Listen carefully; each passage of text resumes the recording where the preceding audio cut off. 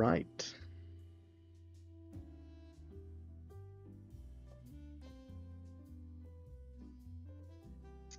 Looks like we are now live. Gone live. Gone live. A little bit of jazz playing in the background. Let me know if it's too loud. Let's see. Hey everybody, how is everyone tonight? Good to see you, Showtime. Thank you for joining us. I heard that you helped us find someone who's going to figure out what people are buying on the market for castles, game assets, and Metasource. That is awesome. Josh is working on that right now with someone. It's pretty cool. Looking forward to that.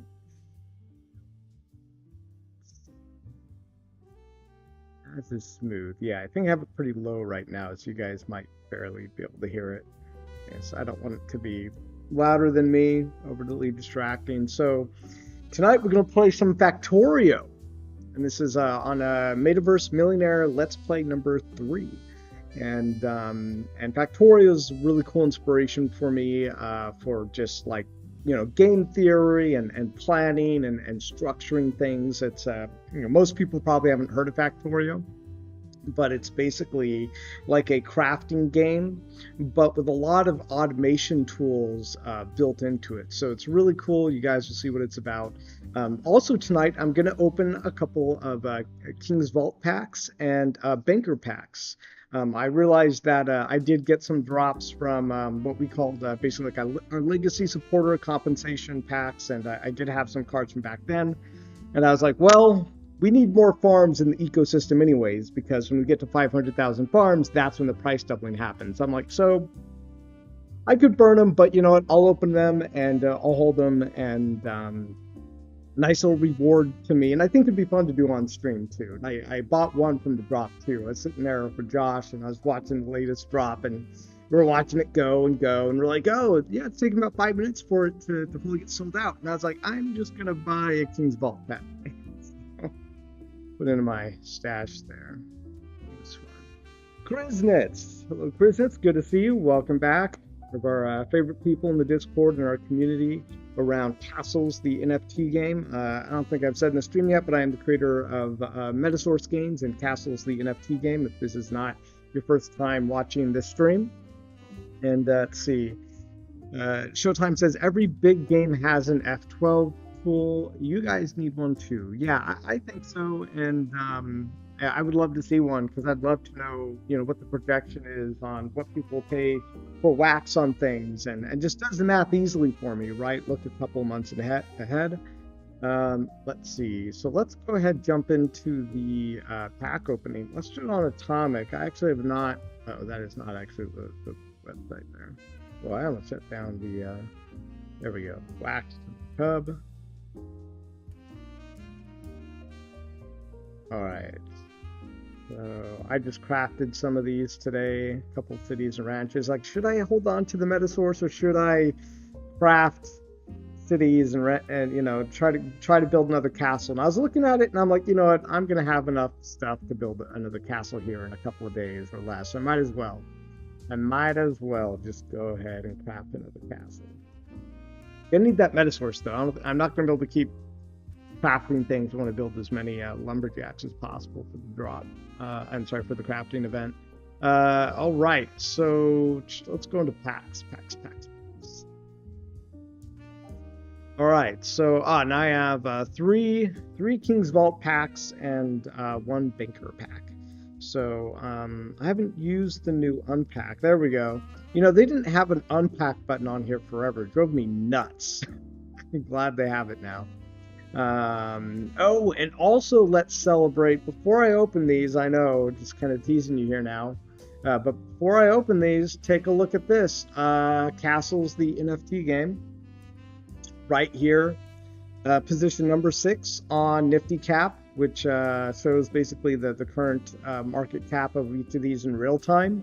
And so we are just about was it like $2,000 behind Sailor's World for daily volume. And so we're coming for number one. It's just happening. Look at all these games are just chipping away at Farmers World's market cap. The last time I looked at chainsaws in Farmers World, I think they were worth like uh, 360 each or something. I went in there like yesterday. I was like, you know what? I kept meaning to sell those things, but I got so hyped into the business, and I was like, I don't have time to do that. I have to like do a million things for castles. I went into my account yesterday, like, okay, let's look at the market and let's see what the chainsaws are selling for now. Like $36. I'm afraid to even look right now because it's down almost like 5 or 6% on the sales since the last time I looked. I was like, oh, that's a negative 90% right there. Oh my gosh. But you know, this game has just failed. The developers have pretty much abandoned it, and now like everybody is just eating away at its market cap. But the really cool thing is there's a lot of gamers on Wax that are hungry for like a good game, and you know we're solely focused on becoming that game. Josh and I, like, you know, we were up early this morning and just on top of things. One of the cool things we did was we were in a meeting with Apex NFT, who helps us do our smart contracts and website. We're like, look, we're ready to scale up. Let's get a web producer, web manager. Let's get a AAA artist to redesign the website. And we're going to restructure some things to eliminate bottlenecks that were essentially, you know, keeping us from growing from where we've been. But now that we've had the sales and the drops, and you know, you guys have had such a great reception for the game, and it looks like you've been having a lot of fun. We've had insane fun in the Discord. Like I can see you guys bonding in there, and I'm like, this is awesome. Like I love it. Like this is what it's all about. It's about bonding over video games and essentially creating our own video game empires, right? Like that is what this whole thing's about, and doing it together. So yeah, this has been a really great experience, and I was working all day up until right now. You know, I'm still in my sweatpants. I haven't left the apartment all day, just working. But yeah, I'm super excited for this live stream. I'm super excited to show you guys Factorio, and you guys can kind of get my insights as I play that game as to like what you know, to how Factorio has influenced Castle. Let's see. Showtime says, "Congrats on position number 6." Thank you. And Showtime also says, "Comical how much chainsaws cost." Yeah, that I mean, you know, it was a faster drop than I thought it was going to be. I mean, I wasn't paying attention for a week because I was focused purely on this stuff, but I think it's all for the best. Like, Josh and I spent so much time saying, "Hey, you know, we're going to be the number one game." And like, why? It's because we care about this stuff. We keep watching everybody fall off the boat who doesn't care. And it feels really good because we can really see like manifesting our future of what blockchain gaming looks like. And, you know, the whole Ready Player One thing, like I really think like that can be real. And the funny thing about Ready Player One is that it was mostly like an anti-corporate movie in a lot of ways. But, and so I think, you know, the Ready Player One Oasis was like a corporate machine, but I feel like that influences people like me and Josh. Who are like, they're right. Like when you build a video game universe, it should be about the fun. It should be about the point. It should be about the excitement of what it means to like create your own world and your own persona and your own you know, experience. And that should be, you know, fair or free. And obviously we can't make everything free because you know, we just don't live in that kind of world. But you know, someone's got to pay someone to make the game. Like I could not afford Apex NFT if we didn't have income at this point. I spent every penny I had on this game up until recently, where I was like, oh right, good, because you know, more. I think I've been living at the end of every month. The bank count was getting pretty low, but you know, once the money kept stacking up again, put it back into the business. And luckily, you know, the passive crypto investments are paying out. But yes, I made a lot of crypto investments. You know, Metaverse Millionaire over the last year, and I just put it right back into the company because I believe in it. Anyways, yeah. So, John Rumsey says would find it more comical if he didn't own 24 of them. Oh, I do own 6 chainsaws, so I am of a fraction of how you feel. Trust me. Yeah. I pretty much felt it was going to go that way. Didn't realize it was going to drop that fast, and I was just too focused on business to bail on it. But anyways, uh, I'm happy you guys are involved with Castles and with us, and we're going to become number one. It's just what Josh and I are focused on daily, and more than that, like I can really tell you guys, like we feel like this is our moment to like capture the market and do things. And you guys, if you've already been here for a while, you already know that story. So I'm not going to reiterate it. Let's kind of move on to the new fresh, right? Let's get some freshness to the channel because I've kind of been ranting about some of these things for the last couple of days. So let's go ahead and unpack a King's Pack. I think that's some cool animations now for this, and I think I like these animations better than the ones on FD blocks.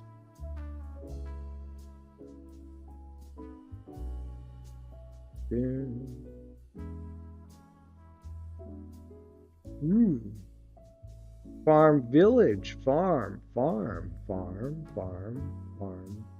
village. 2 villages, ranch, farm. That's not bad. I had someone in chat, I think today. Oh no, it was Banker Pack that got all farms. Yeah, ranch, 3 ranches, and then 2 villages, right? That's what I got. Yeah, let's go look at the. What are the? Oh, here they are. They're up here. So odds. 69% farm, 20% ranch, 6% village, town 1%, city 1%? What happened here with these chances? Look at an FD block. Am I just going crazy? It's not listed right? The FD blocks has the real odds right here. Come on, FD. You can do it. That's farm, ranch 6, village 2, town 1%, but city what? City. That's not supposed to say that. Okay, here we go. Nefty Blocks has been kind of slow and weird lately, guys. Super Puffs is just popping in. Said ask questions, all. So here goes. Go for it. Ask questions. I'm here for your questions. Okay, here we go. So it's farm 71%, ranch 20%, village 7%, town. Oh wait, that's the wrong pack.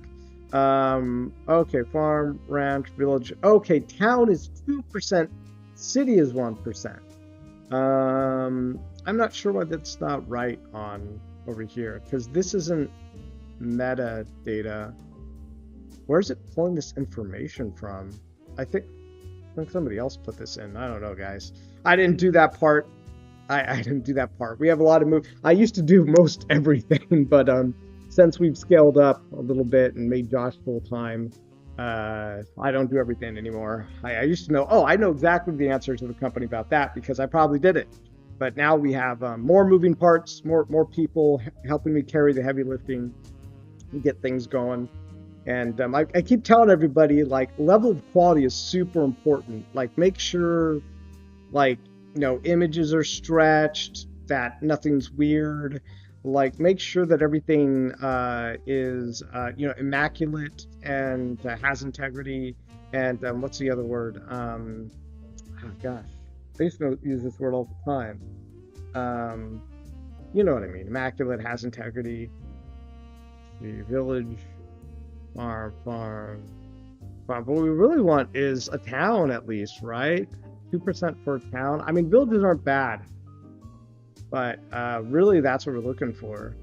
I mean, but 3 villages I can make a town, so that's not terrible. I still think these packs are great value, the King's packs. And like most people, we have rarities, so that the rare packs are the better ones. The King's Vault has 15 cards. Ranch, farm,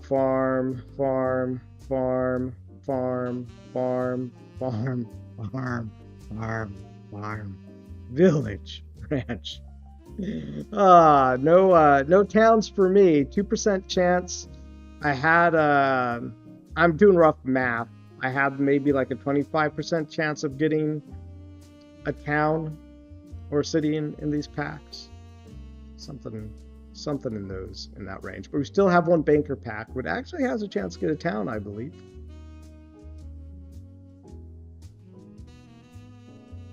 So let's see, we have a question. So Superpass says, was hoping for advice as a solo creator whose only talents lies mainly in the design art side on how to set the path of a much bigger project that I think would be insanely successful.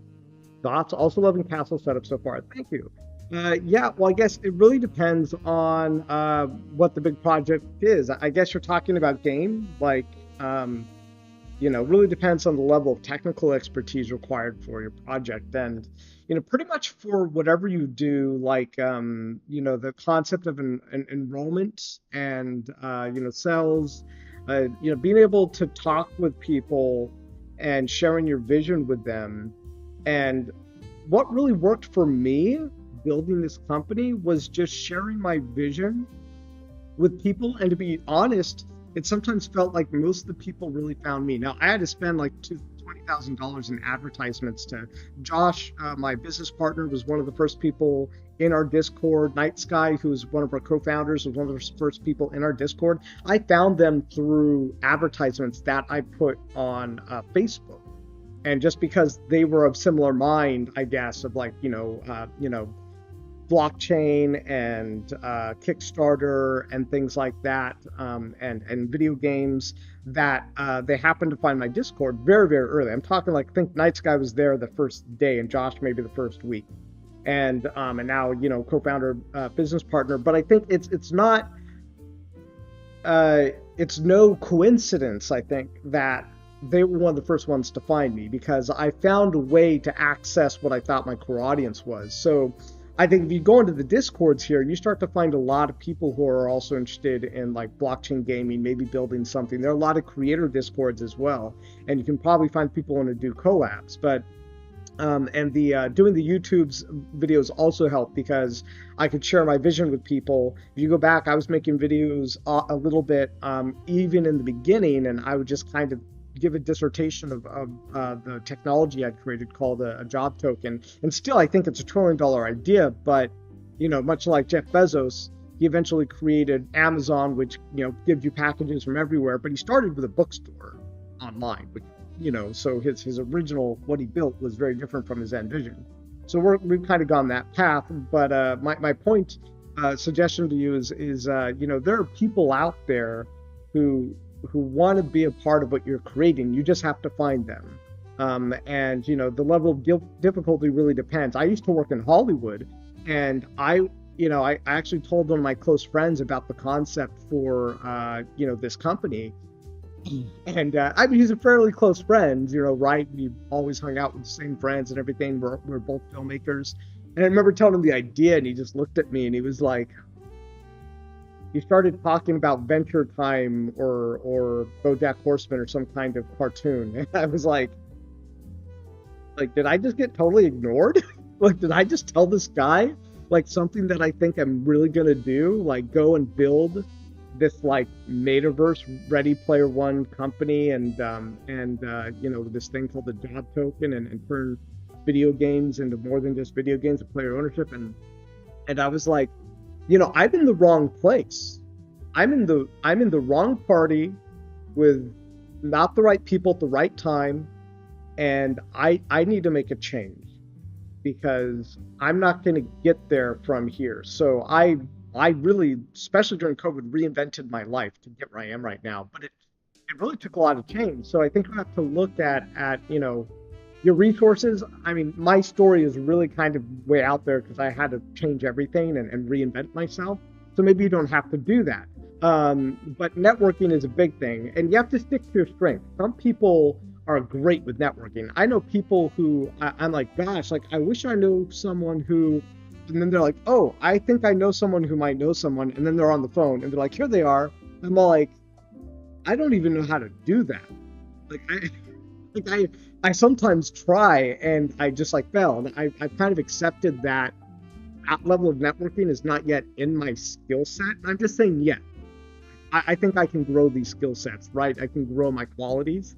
But I've stuck to my strength, and my strength was essentially my commitment to my vision, and doing, whatever grinding it took every day to get to the vision. So in some ways, like, one of my best qualities, besides a large technical skill set that I had and an artistic skill set, was my tenacity. Was just the fact that I was willing to grind and work and commit myself until something came of it. So Frank ET says, let's go. And Showtime says, Rob is like not taking responsibility for that. Are you talking about the drop percentages, or like when I don't know, you might have to clear that up for me, what you mean, looking back at some time has passed since that last comment. John says percentages are on the left. Yeah, but the towns are missing. Like, look there, I'm looking at it right now, the towns are missing. Not here's here. It was on the other one, right? Oh, you know what? Was it showing the banker pack first? And it was showing the banker pack first, but not the king's packs. No, wait, but the cities were listed on the other one. I'm not going crazy, right? I'm pretty sure the cities were listed, but they didn't have a percentage. Anyways, someone rewind, watch it later, see what was going on there. John Rivers got pretty unlucky on those packs. I think I got pretty average, actually. I think getting lucky would be getting like a town or a city, but I think I got enough villages and ranches that it was probably close to the average, if not a little bit above average, actually. Super Puff says, indeed, insanely simple. Scared that someone might do it first. I know the feeling. We still have a whole other thing that we called the job token, where basically, and it's, I have old videos where I talk about it, and I still think it's a multi-trillion-dollar idea, but it just costs so much more to build and to scale up. And so I've just accepted that we are where we are. I have a patent pending, and it's going to have to be good enough for now. And the other thing is, like, I try to think back to the people like Jeff Bezos. Like, he had to start somewhere. He didn't start with the idea of, let's, make a company where we deliver everything to everyone everywhere. Instead, he built a bookstore because he thought, I can do this. I can build a bookstore and I can replace bookstores. I know so many people who would rather just like read a book, get it online, maybe one day read it online, even if the technology isn't there yet. So he had a long-term vision, and so no one got to where he was first. He ended up getting to where he was first, I think, really through his commitment and his intelligence. He knew how he was going to build his company. He hired some of the most intelligent people, and I think one of his rules was like you had to have an IQ of a certain level, or maybe I think it was an IQ of a certain level before you could join his company, and it was because he had a level of standard, and he was able to build a team that helped him scale up. And this is where a lot of people get into the tricky thing, and this is why you see a lot of other blockchain games, and especially game developers. You see a lot of game developers not scale up because they're introverts and they just want to make fun games, and they do a couple of fun games. You get very few people like Bethesda, who are other ones? They created Fallout and the Skyrim. They're not even Skyrim. They were Elder Scrolls series.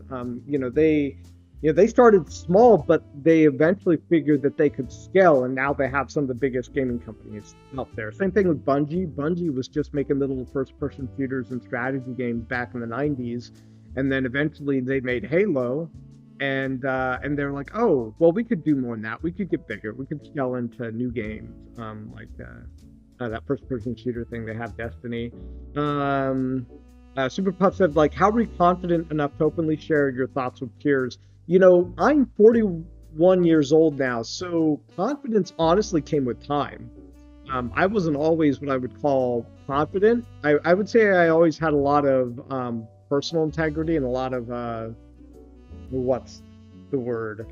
I wasn't confident. It's some other word. It's basically when I went through my life, it was like, no one could, magnanimous is maybe the word, and it means that, like, other people's values would not impact me. So I just kind of went through my life with my own values, believing the things I believe, being a good person, et cetera, et cetera. And but it kind of gave me like a bubble that I lived in, and eventually I had to learn to step outside the bubble. And I did various things. I went to a place called Landmark where in my family, no one was really, my immediate family, no one was big into making money. Nobody was my dad is a pilot, and he's the kind of guy you can rely on for almost anything. If you need him, he'll be there. But in terms of like thinking about building a business or something, his mind's not really there. He's not like a what you would call like a business builder or something like that. And my mom is a whole other story. Don't want to get too personal, but she made many mistakes, and I suffered greatly emotionally through a lot of mistakes she made, and part of why it took me so long to get real confidence. Even though I was magnanimous and had my own personal integrity, I was very I am an extrovert. I consider myself an extrovert, ENFP personality. But too much detail. But once I started to embrace my extroversion, and get involved with like places that would help me, like Landmark, which was all about finding new possibilities, and I went to some of the programs where I trained myself how to become more disciplined, really, in all kinds of ways. Disciplined in work ethic, disciplined in making things immaculate, disciplined in if I say I'm going to do something, I give my word to something, I do it. And all these different distinctions that they gave me that I didn't know about. And I went there for a couple of years, and they have an interesting business model. And I did other things like personal coaching. I tried that, and eventually I did sales. I left movies to do sales for a little while. So if we were to sit down and have a conversation about my life one day, you'd probably just be sitting here eventually kind of leaning back, kind of like, whoa, like that's a lot of different things for a human being to do. Most people kind of like do a thing, then they stick to it. And I think an important rule that I should talk about is that everybody's path is different. My path has been about journeying, going from place to place, seeing where I fit and where I don't fit, and all my skill sets have been in different places: internet, making little games on my own, writing, and now building this business, which is really my swan song right now. And I still have a book that I'm writing too. But anyways, but it goes back to the sales. So anyways, when it comes to confidence, I'm talking way too much about me. But when it comes to confidence, you really have to work on putting yourself out there. I will give you one piece of advice. Try to find a guy who makes a book called, I think, The 1% Rule. And it's a really fast life hack, because he talks about if you could just get 1% better every day, and just pick a thing or two to be 1% better at, well then by the end of the year you're going to be like 352% better than you were the day before, and that will give you compound gain. So imagine being 352% better at the end of the year than you were before, and then you just compound gain that 1% more. So what I love about this is that it's a growth style mindset. What it means is that every day you're looking at, well, here's my dreams, my goals. What am I willing to do today? What more effort am I willing to put in today that I didn't put in yesterday? Or what area? Is it confidence? Is it sales? Is it calling up someone to see if they know somebody? So you really have to kind of find your own way through all this. But there's a lot of resources online. If you just look up Tony Robbins, this 1% every better day rule. I love listening to Mark Cuban. He's one of my favorite people, because he is a relentless businessman, entrepreneur. So my suggestion, find people you identify with, people who you want to be like. Go onto YouTube. They're all there. One of the best recommendations I can give somebody is that when I told you I didn't have any friends who would help me build this business, I couldn't find anyone, I wasn't in the right place, the right time, I went to YouTube. I started watching This Week in Startups, because those were the Silicon Valley people. And I remember the day, like, the guy running it was like, "Have you heard of an NFT?" And that was like 6 months ago. I got in late. But I would listen to these people because I didn't have them in my social circle. So what I would do was I would go onto YouTube and I would listen to them and let them influence me, because I could listen to their thinking. I could be in their vibe, and it can have them impact me and influence me through watching them. And then a lot of what I do now, my presentations, a lot of the just the drive that I have now is influenced by a lot of watching all these influencers. And I just used to listen strictly to people like Tony Robbins and who's the other guy who's the guy who does all the real estate? He's kind of like Mark Cuban a little bit. I forget his name. Grant Cardone. I used to listen to Grant Cardone a lot, and I started to move out of people who were generally motivational, because I used to only listen to motivational people. I started to get surgical about it. I was like, no, who exactly do I want to be like? I want to be like this, this business person who, the guy who made Netflix. I read his book. The co-founder of Netflix. I read his book. I want to be like this guy, because he built Netflix and took it from, a competitive DVD idea to one of the biggest, life-changing things in the sales of films ever. So that's my other suggestion, is find people you really want to be like, and you can surgically precision that, and then also generally look at some of the more motivational speakers, because it'll help you get a little bit better every day. Zenimax. Yeah, Zenimax. I've been missing the chat. I love reading the chat, though, because you guys are why I'm here. So let's go through the chat.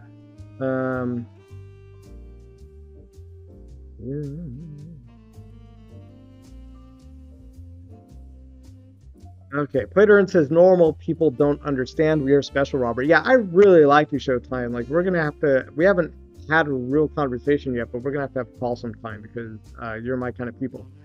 So Super Puff says, dude, everyone in my life turns out blockchain anything as well. You know the feeling.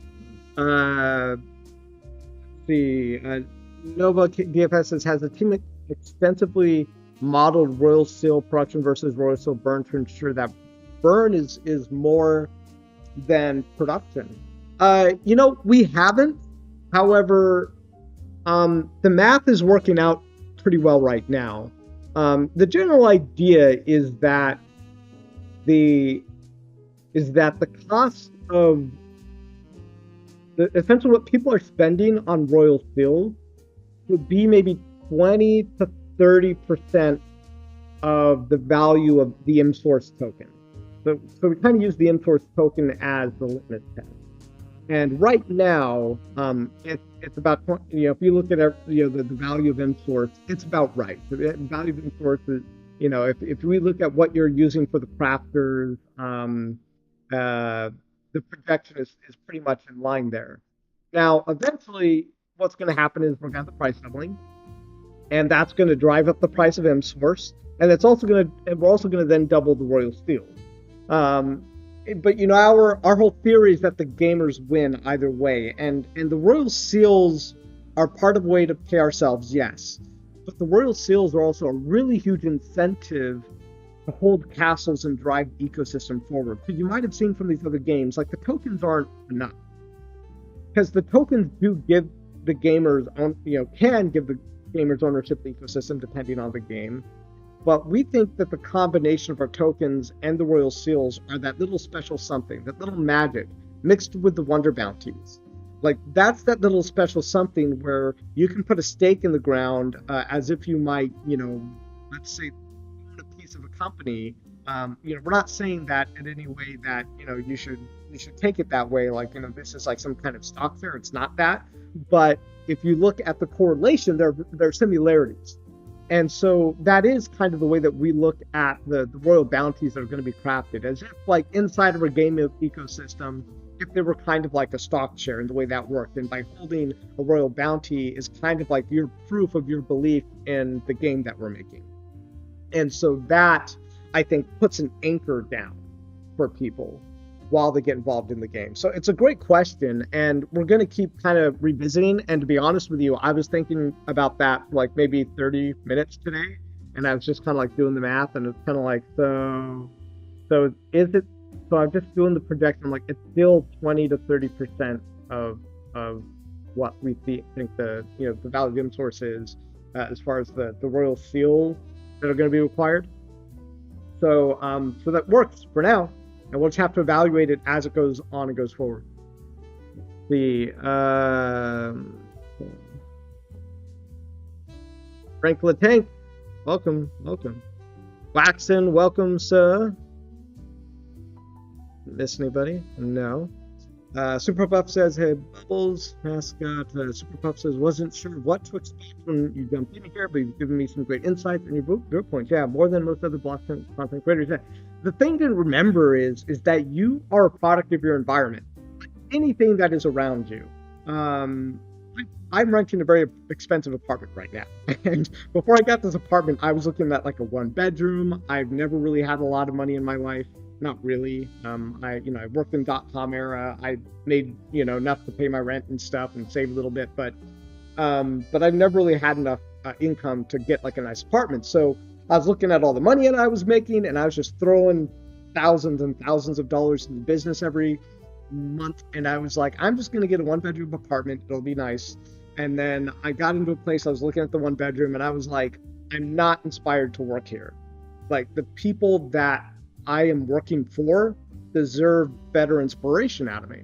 So I went and I found a more expensive apartment that was nicer. And so now I'm in an environment that inspires me because I feel like I'm in a great place. I love my apartment. I look out the city and it's just beautiful right in front of me. And, I love, the furniture I bought and things like that. I'm not really this kind of person who just spends things like this because it's whole new to me. But the other thing about the product environment is the people. So one is like your actual physical environment, like I was talking about. The other one is the people environment. And the people environment is probably the easiest to modify for me, at least. The people environment was the easiest part for me. Like I just go on YouTube. It was simple. Maybe for other people that it's the physical environment is easier for them, depending on person to person. But, you will be a product of your environment. If you're surrounded by healthy foods, you'll eat healthy foods. If you're surrounded by junk food, you'll eat junk food. If you are surrounded by people who are lit up and excited and doing new things, you're more likely to be that person too. If you're surrounded by people who are miserable with their life, you're more likely to be miserable with your life. So those are just, I would suggest to you, those are things that you take to heart. If, see where you want to be. Evaluate what you have around you, and just work on it every day. It's a process. Life is a process for most people. Not most people are able to just like make insane things happen every day. I mean, there are lucky ones all the time. I've seen people all the time go from like nobodies to Hollywood movie stars and stuff like that instantly. But I think for most people, life is a process. All right. So Franco Tay says life is a long road, do the experiment and see. Exactly, yeah. Yo, fan of Taco. I own like a couple of Taco NFTs. I honestly haven't been keeping up with it. NRFB Toy Store is one of our community members. He's a huge fan of it. He talks about it a lot. TLM Rocket. TLM is Trillium, right? That's the Alien World, I think. That's right? Alien World's Rocket. Yeah, good for them. Waxon says good stuff. Totally agree. All right, so let's get on with the show here. We're gonna open this banker pack. Maybe we'll get a town. Village would be cool too. And then we're gonna play Factorio, and I'm gonna talk about how Factorio influenced the creation of castles and development and why I love it so much. Village. A village is not bad to get in a banker pack. We only got one. We got a ranch. I think that's probably close to average. 7%, yeah, because you do 7. What is the math? So 7 cards, 7%. So there's the 7. That's kind of like a 49% chance of a pack having a ranch. Oh, and a village is only 1%, so that's like a 7% chance, roughly. It's not 1 to 1. It's per one, one chance per card, technically, if you want to look at the real mathematics. Um, but a village isn't bad for a banker pack. That's actually pretty good. That is pretty good. Super Puff says Factorio so good. I know, right? Bruh. Yeah, all right. Let's get this game going. Let me turn off the music there. Now let's look at these packs real quick. I think we're going to sell out of these packs. I was hoping we'd sell out of the packs by Friday. And I don't know. I mean, looking at it, honestly, it doesn't look that way. Josh and I haven't discussed yet what's going to happen to the packs. I think we're going to leave them up. And the reason being, we need more farms. You all know we need to hit 500,000 farms to get the doubling. And I mean, I don't know about you, but I want the doubling to happen as soon as possible because it's just going to make everything in the ecosystem more valuable. And we've tried, we're trying to build it so it organically happens at 500,000 farms. We'll have to see, but I think we might leave these land packs up and just try to get more farms out there as fast as possible, because this is going to keep the floor price of the lands down and make essentially the lands cheaper for a while. And I think that is going to be in everybody's best interest who is committed to the game. So we'll see. We'll evaluate. All right. Let's see. I would open a window. It's really hot in here. I do have air conditioning. I've never used my air conditioning before. Should I go turn it on? Let's give it a shot. Be right back.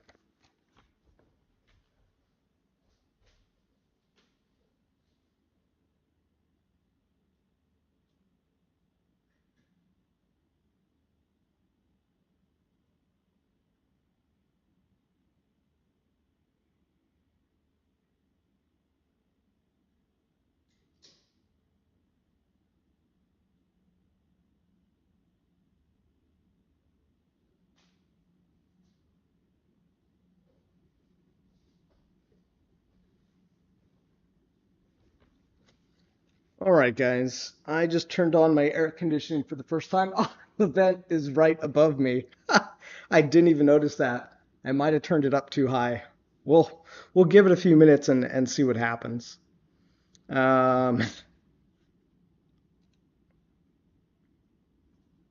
that's funny. Wow, I might have turned it up too high, but we'll give it a couple of minutes. It's like right right on me. All right, so for Factorio, all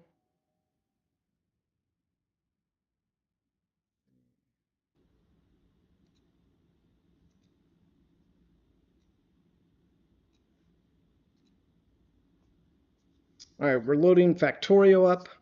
It's been a while since I played this, so I might not remember all the hotkeys immediately. It's been a couple of months.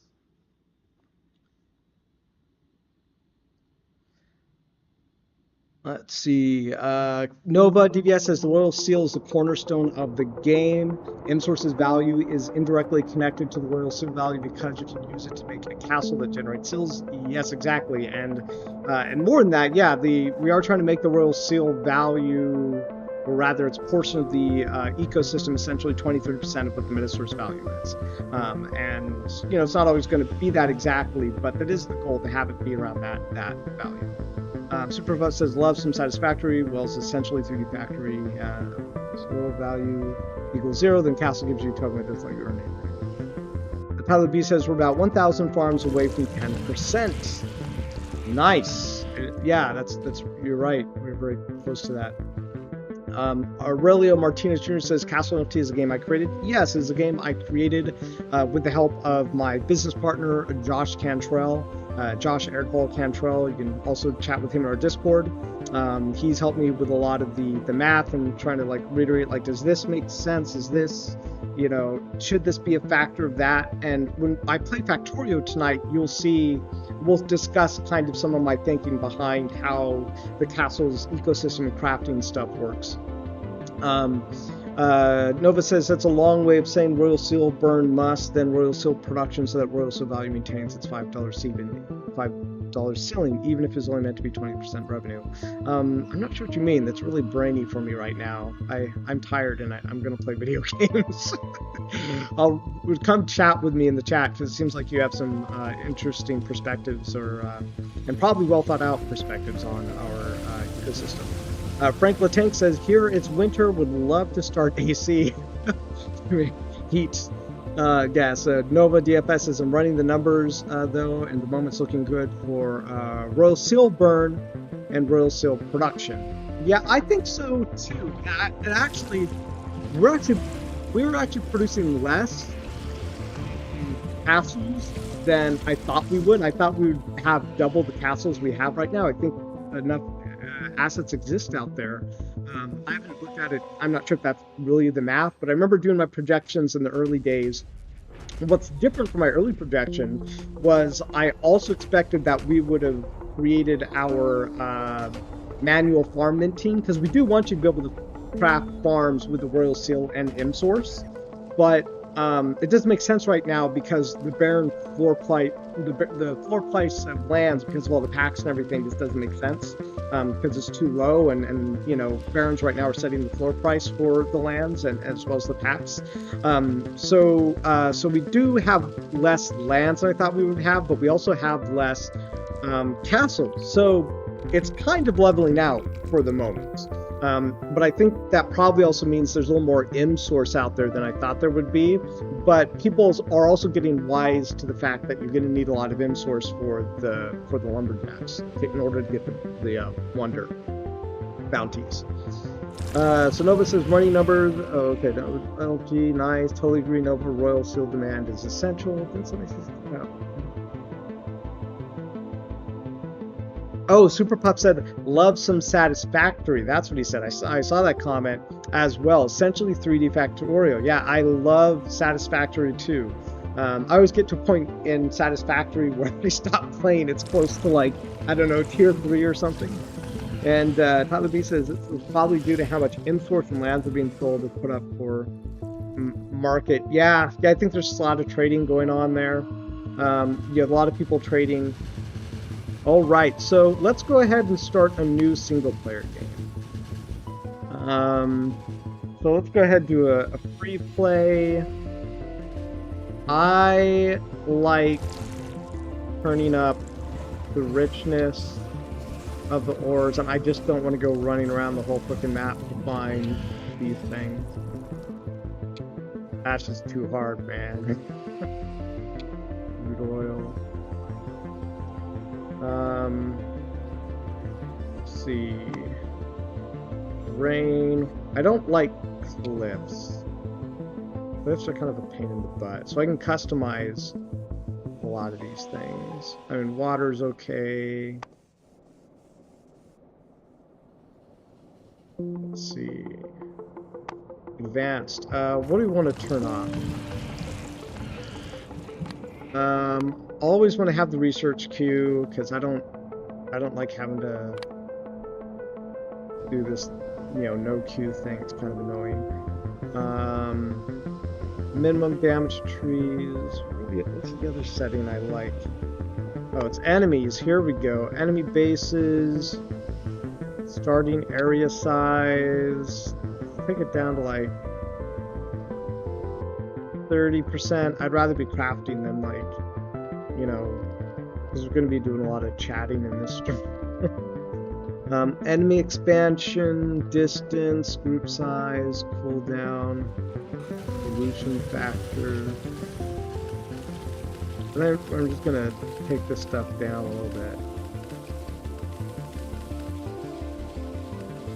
You know, focus on the stream as well as minimum cooldown. Oh no. What is minimum cooldown, good or bad? The minimum time between any expansions being sent out. So more is better for me, right? Minimum time. Maximum time. Oh wait, oh, there's a minimum and a maximum here. What am I doing? So minimum, what was it, 7% to begin with? I mean, I'm not that much of a wimp.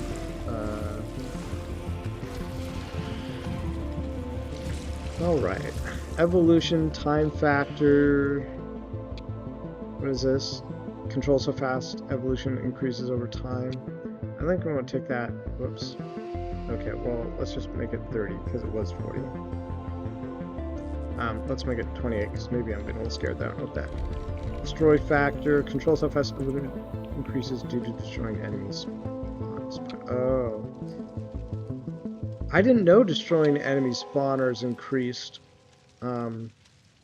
their evolution. I've never read these things fully. Explains why when I keep killing their nests, they keep getting stronger. Pollution factor, control plus evolution, producing pollution. Should this go up or down? I don't know if this should go up or down, so I'm just going to leave it there. Alright, enemy bases, frequency, let's go 75. What do you guys think? Challenging, but not too simple.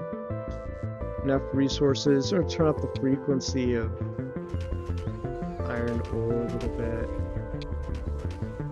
It goes up to a 400. I think we can go up to 400.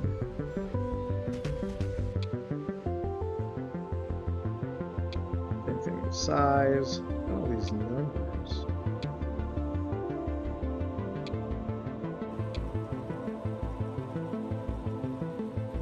Okay, let's just go with that. Do not show the preview if you want to explore the map on your own.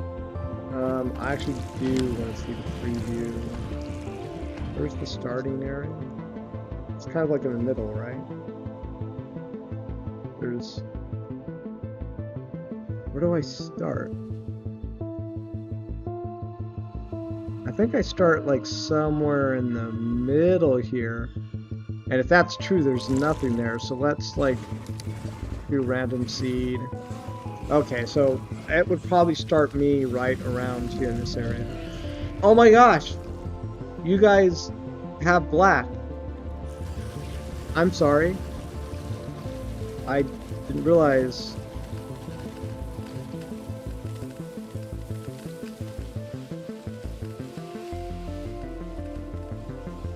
Why is it black?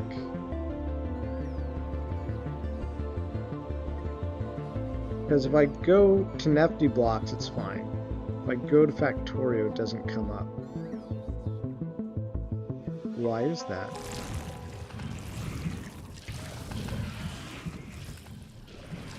Why does it do that, guys?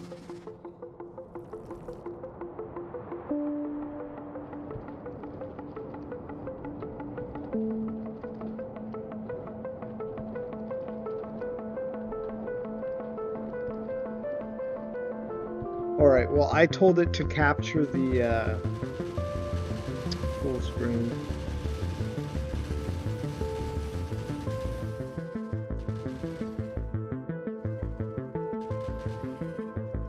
I don't think it did that either.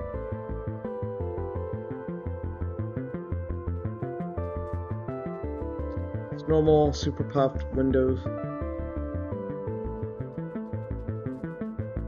The game goes, doesn't put it in window full screen. Maybe. I don't think what I'm doing right now is working. Oh, there it is.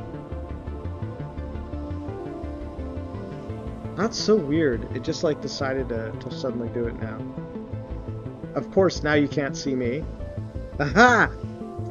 I would use something besides OBS, but my problem with that was none of those other videos made like me the size that I wanted. I was looking at some of the other streaming solutions, and they make it much easier to do them. But yeah, I could just do display capture. It's just not highly efficient, which is, you know, I'm kind of a stickler for that. Just want to be able to tell it to capture that one video instead of everything. It just, makes kind of more sense to me, but I might start doing that. If this keeps happening, I might have to just use a different streaming software that makes it much easier to just switch the windows, because this keeps happening and kind of annoying. I don't know why I keep having trouble with OBS. Let's go to, this isn't so bad, guys. I mean, nah, actually I don't like this one. Why? Because look at all these cliffs around Copper. You know what? It's okay. This is okay. Let's go with this. Let's go with this. We're doing it, guys. We're doing it. Level the technical problems right there. Alright, so I'm gonna imagine that not everybody here knows how to play Factorio, right? So I'm right-clicking to collect this copper. Right. Right-clicking to collect copper. And if I have my inventory, I forgot my inventory hotkey.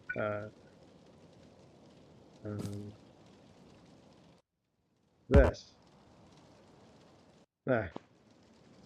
Okay.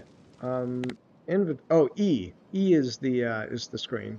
So I have a couple of default things in my inventory. I should actually put down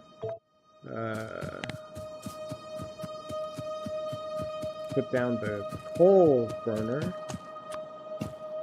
for the burner mining drill. Put that here. Get some coal ore.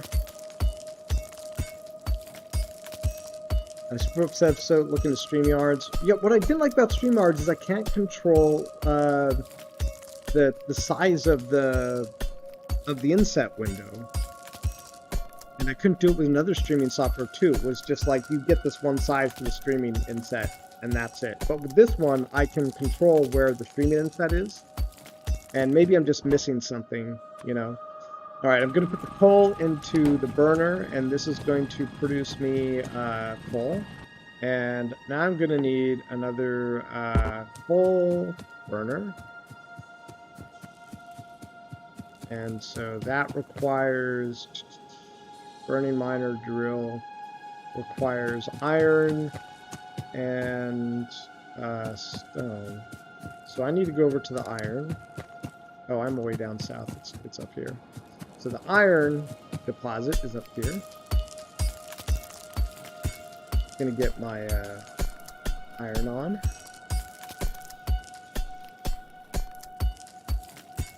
See how much I have, right? I can move this, right? Yeah, there we go. All right. So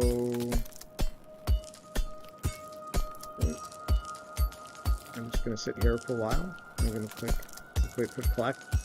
So what I like about this game is that it's all about taking resources like iron and copper and coal and putting them into processing, manufacturing to create new goods. So you can turn ore into metal plates, and then you can combine those metal plates to make other things like tubes.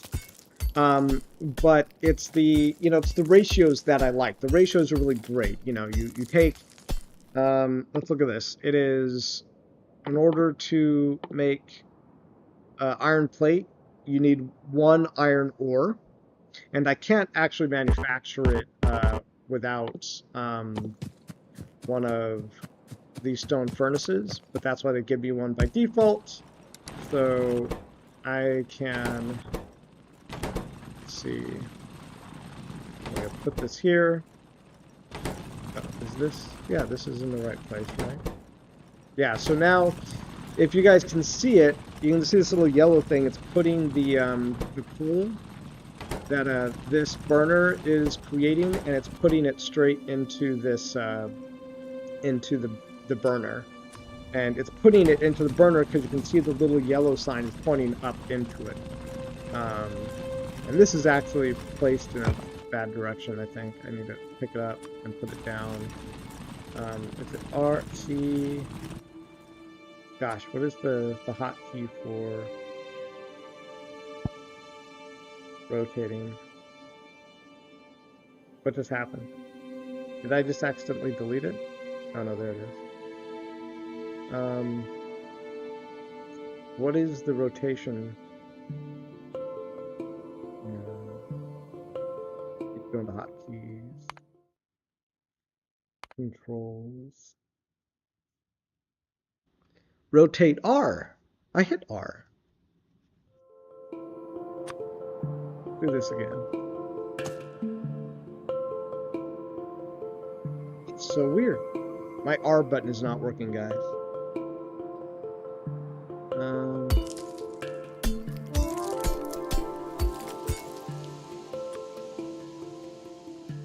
I know it's R. I've done this before.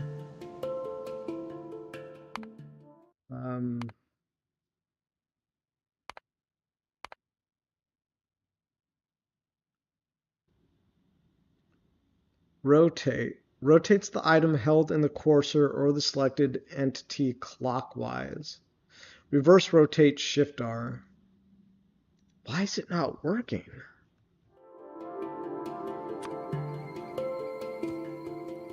Oh my gosh. This is driving me nuts, guys.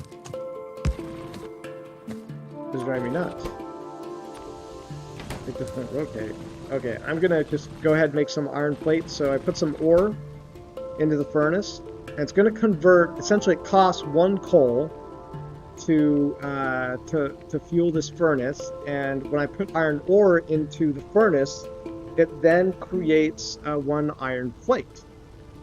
So how this relates to castles is I love the resource conversion. You know, you need the coal for energy, and you have to harvest the iron ore to then use a burner to convert into an iron plate. And eventually in the game, what we'll start to do is we'll start to set up more furnaces, more burners, and then we'll start to lay down conveyor belts, and also what are these things called? Conveyor belts. You know, it's not research. Oh, there it is. The inserters, and then you can start to use these inserters that will take things off the conveyor belts, or take them out of the crafting things, put them onto the conveyor belts, and then put them into other manufacturing facilities, like more burners and more furnaces, and you just kind of start to build this giant machine that crafts for you. It's kind of like the castle's ecosystem, where everybody's crafting things and converting M-Source into NFTs, like materials, and then they use those NFTs to convert into new materials, which people need to craft things that do stuff, really cool stuff, right? And eventually, you know, we've released like the wonders and stuff like that, but eventually we're going to move away from just like the crafting purely of NFTs and get more into like gameplay stuff, like dungeoning. So you will need the lumberjack NFTs and stuff from castles and the fine wood in order to start to dungeon. People will need those, and we're still fleshing that system out, but it's going to be really cool. So this is kind of how my brain works when I'm making castles. It's almost like part of my soul is in Factorio mood, and it's like, and the reason I like that, and I said this in another video, is before in the AMA, which is that with finance and people trying to do yield farming of tokens, it's like, you know, the math gets really wibbly wobbly. So it's like, oh, I'm going to earn 10% of this 10% of that 10%, so someone else can earn 0.1%, and it's just kind of like, it's really wibbly wobbly. But when you look at it this way, it's more physical. It's like a machine. You can actually see it happening. You can see the full fuel going in, being used. It only produces so much. Look at this thing. It's like it's a container, right? It can only hold 25 of these things. So, for me, like, that's what it's all about. It's all about how all this stuff just works together and just makes my mind explode with cool possibilities. Right mouse button, not R. Is it right mouse? I thought I hit right mouse button. Okay, well look, we're gonna make another thing. So we're gonna take all of this iron plate out. And what do we need some more, we need some stone. Oh my gosh, there's almost like no stone over here. I got screwed on stone. Well, luckily, you don't need a ton of it. Where in the map is there more stone? Wow, look at this tiny patch of stone. My first expansion is going to have to be for stone. How crappy is that? Tree is bothering me. Let's get rid of that tree. All right, so we just crafted the stone furnace with our iron plate, and if we had more stone, we could make more of them.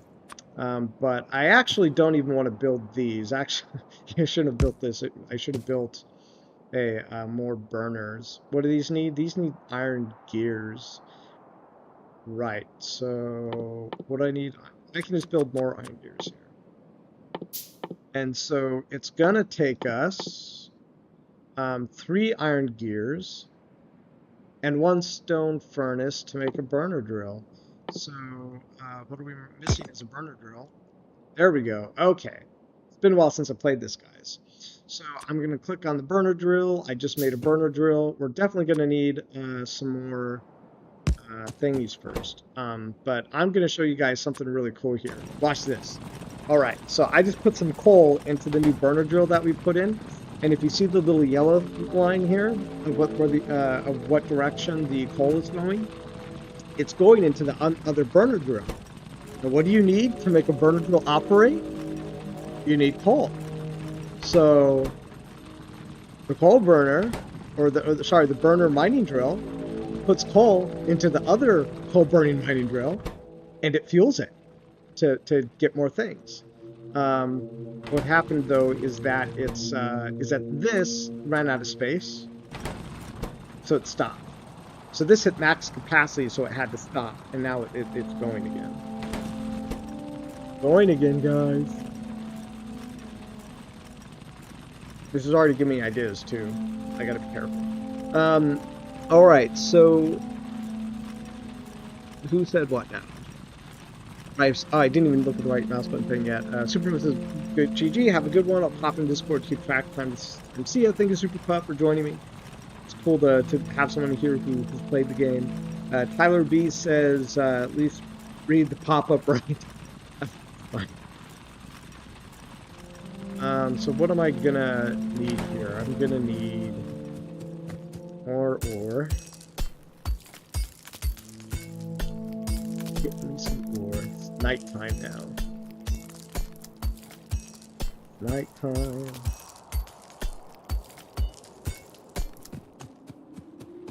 Alright, so now we have some ore that we can put into this thing. Get it going.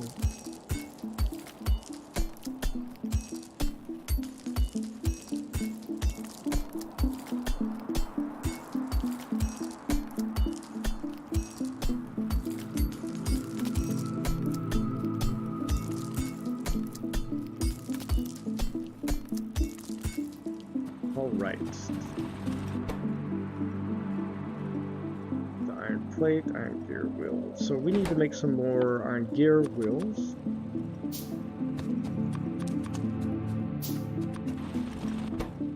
Let's back into here to make some more iron plates.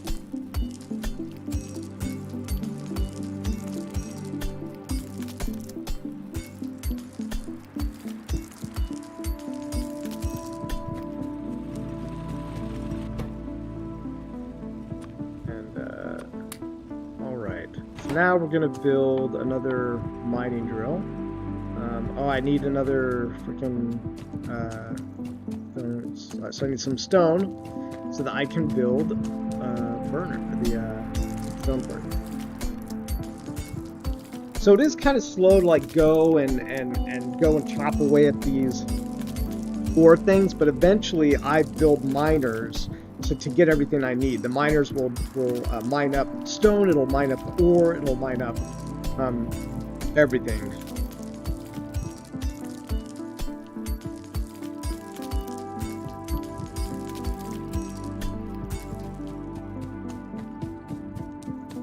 All right.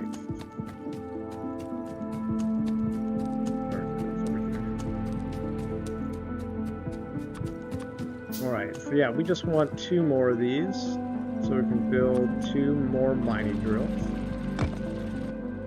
I'm gonna go ahead and put this like over here, and I'm gonna go ahead and put some more of this fuel back in, and put some more back, put that in there.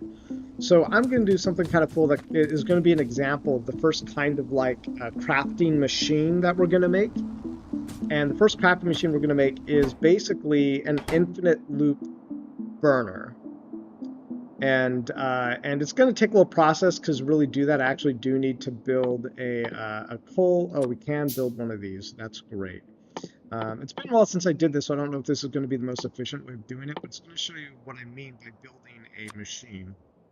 So let's put this down here, let's put this down here. So now if you look at the way that these directions are going, you see this yellow thing is going to the left, this is going up, this is going right, this one's going down. So what that means is that every time it produces some coal out of the drill, it's going to then plop it into the next one. So what's happening is that this one is producing coal, and it's then dropping coal to here, and then it's dropping coal into here, and then it's dropping coal fuel into here, and it's keeping them perpetually fueled. And what does that mean? That means I'm burning fuel and I'm getting these machines running in a perpetual motion machine. Problem is that eventually we're going to run out of space, because this can only be coal until it doesn't have space anymore. So eventually, when they all have 50, they're not going to really do anything. Now, the cool thing I can do is that I can just click on these and just collect everything, so now they have nothing. And I think that maybe that's just what I'm going to do for now, because later I can build it out so that they won't eventually stop, because if I just leave them alone for long enough, they'll eventually stop gathering anything. But we're kind of not there yet. So, and I think what I will do is actually I will set this up so that I actually do have the perpetual machine for crafting ore. And the way I'll do that is I'm going to set a what's called a inserter here, and the inserter is going to grab ore from this guy here, and he's going to take it from his stash right here, right? And then he's going to put the coal into the furnace, but the furnace needs ore to do anything.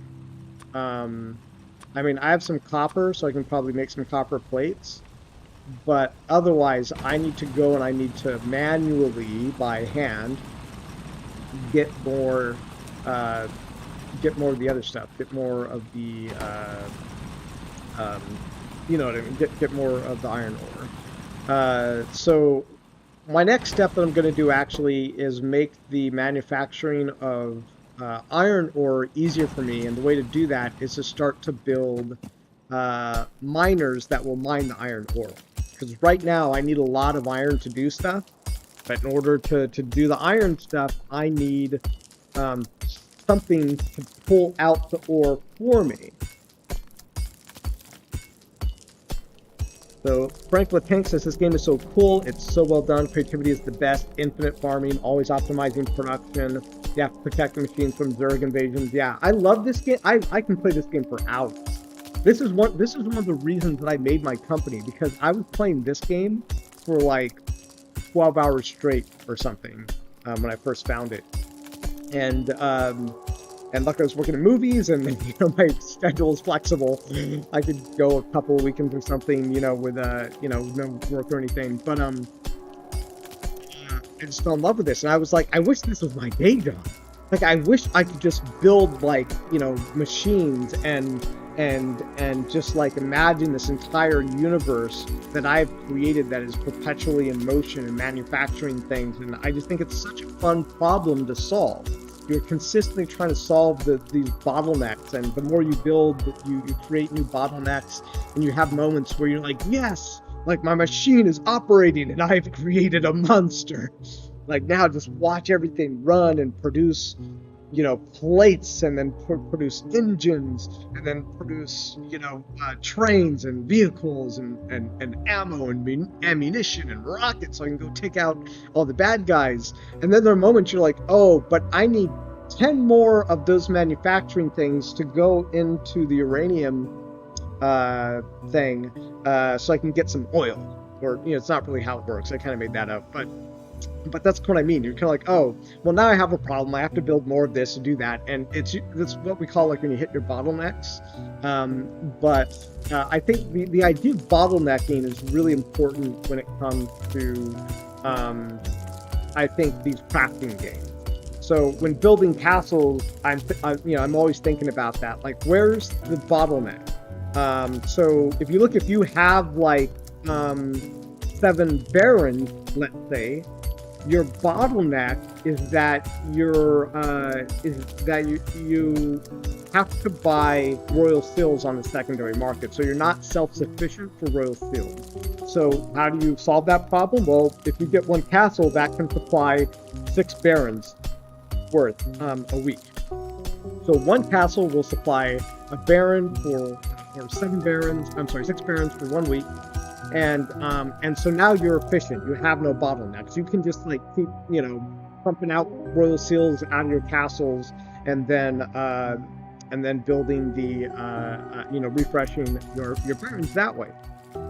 So, and people right now are saying that they're buying, castles for what, like $1,000 or something right now on the open market, and a baron right now is, I think last I checked, 400, 450, something like that. The prices have gone kind of, up a lot lately because the word out is getting out about the game. But then eventually we're going to release the crafters, and it's going to be like, okay, well now what's your new bottleneck? You're going to want to get as many crafters as lumberjacks as possible. Eventually, you're probably going to run out of M-Source or seals, and you're going to be like, well, now you have to sell some of your M-Source to get seals to make more crafters. And in the meantime, what if you're still producing lands from your barons? Well, you need M-Source to merge your lands, but you're out of M-Source because you want to craft those things. So you're constantly going to be kind of like juggling your bottlenecks.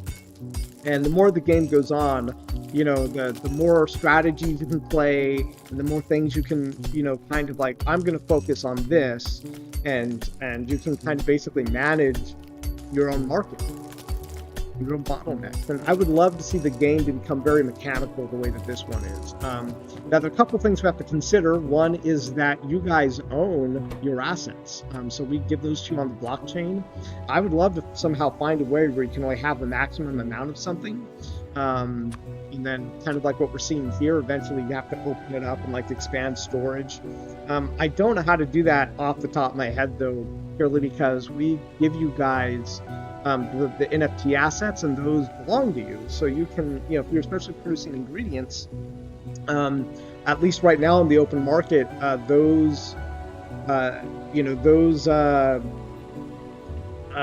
belong to you. You can trade them on an open market. But I'm thinking maybe eventually in the future we'll do something where you can only have so many of them, and you can only keep them inside the game. But we want you to be able to sell them on Atomic Hub. This is where it gets tricky, and this is me just like, thinking out loud. None of this is all solid. This is my thought process and how it goes into. And I think about this stuff all the time when playing games like this. Like, sometimes I'll play these games and I'll just think mechanically about how I would build them. Really inspiring. I don't even know why I was clicking that stuff out of there. What happened here? You see now these, now we ran into bottleneck. We just hit one of our first mechanical bottlenecks, and that is that all of these cool things have fuel coal, so they're not really functioning. Like this one was moving, but it was only because it ran out of fuel for a moment, and then it processed again. And this inverter actually uses fuel too, but it'll still pull from this thing in order to use it. So what I'm going to do is I'm going to click on these, and I'm going to take all the coal out of them. You can see I have all my coal here now, and I'm going to let them just keep running. So now I have some backup coal that I need, and let's actually start to produce another. I'm going to read chat in a second, but I want to create some more furnaces first. All right, so let's create some more, and eventually I can build manufacturing plants that will like build the burners and all this stuff for me. But we need to get to this electric mining drill. That's our money. That's going to let us get ore automatically. So I need more of those furnaces. In order to build more of those furnaces, we just need more stone. Stone is my bottleneck. So I'm going to go over here. I'm going to mine some stone. I'm going to look at the chat and ask me your questions. You guys all right. John Rumsey says, can I create a perpetual loop of castles to produce in-source? Well, not right now. I mean, in a way, you guys are the perpetual machine that you have to go in and click it. Like, you are the bottleneck, essentially. When it comes to those timers, you are the bottleneck, and you have to go in and you have to click that thing in order to get it to move. And if I could find a better way to do it that was fair, I would. But to be honest with you, that's like that's making me think of the next stage of metaverses, which is, what if you could have an open metaverse where, there's wood and there's iron and there's ore and there's machines and there's all this stuff, but it requires players to operate them. And what if like you could own a factory and the people bringing stuff into the factory would help you operate it?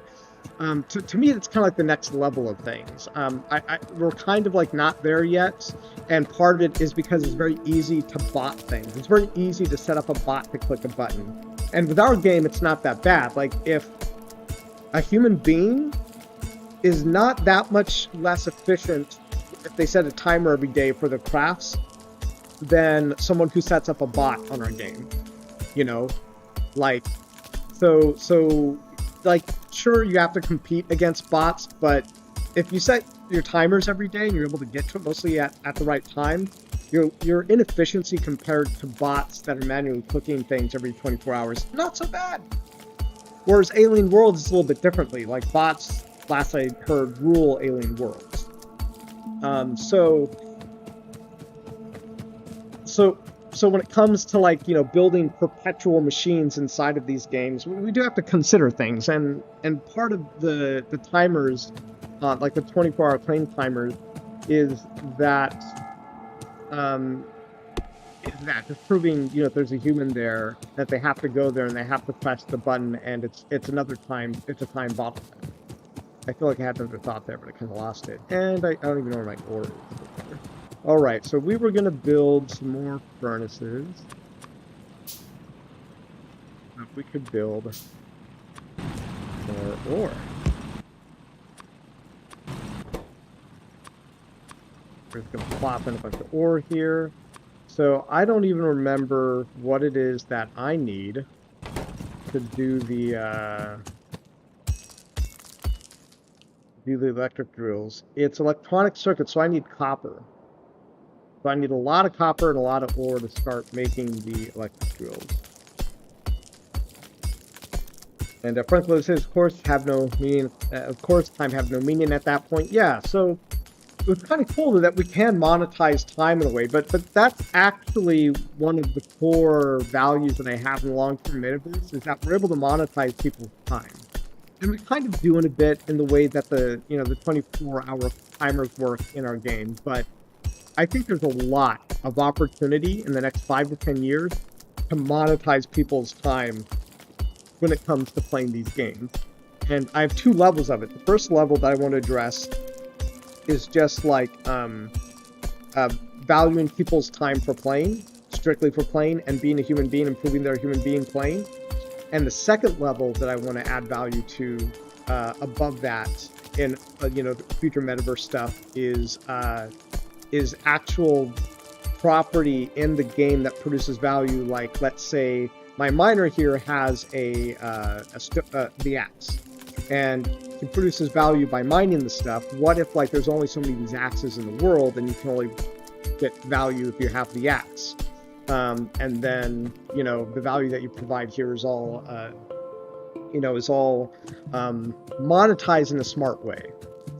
So we're working on, we kind of spitball these ideas a lot about how would that work, how does it not break, and it's not an easy thing, and because if it was easy, somebody would have done it already. So but we know we're the ones who are going to do it. We know we're the ones who are going to make these virtual economies, and the first one to work and make it because we're passionate about it. Frank Latank says, sorry, I was talking about 12 hours playing along this factorial. Understand the mechanic of what you're saying about the 24-hour timer, yeah.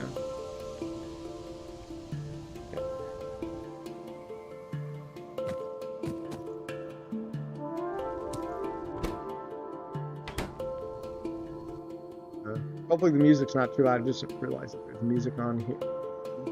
All right, so we made our first electric mining drill. So what I did was I just kept, grabbing this stuff. And so what we're going to do is let's kind of figure out where we're going to build. Where do I want to build? This area, I want to start outputting my ore into the place that has the most potential growth, which is out here. So we're going to place this kind of like over here, because I think there's the most potential growth in this area. And let's put over here. There is, it'll tell me exactly what it'll mine on the right hand here, and it says little bit of rock there, but no rock here. All right. So it's going to mine this green area. You can kind of see it around here. It's going to output it with the yellow thing here. So all it needs now is energy, and it doesn't take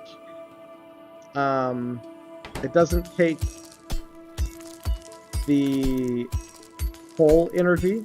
It has to get electricity. So we generate electricity through coal. So what I'm going to have to do is I'm going to have to build a boiler, a couple of steam engines,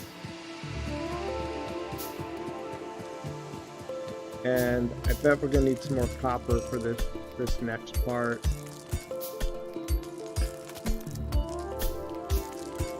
We're also going to need basically need to get some energy from a steam engine, get the water into a boiler, and then and we need coal to get into the boiler, and then we'll put the hot water into the steam engine. The steam engine, that will make the steam engine move and produce energy, and then we'll put it into power lines to go to the mining drill, power it. How freaking awesome is that? Any more questions, guys? We had a big AMA. We've had a lot of stuff going on with the Discord. Josh and I feel like we're really seeing the community bond together. And let me see what's going on in the Discord, actually. People are in here.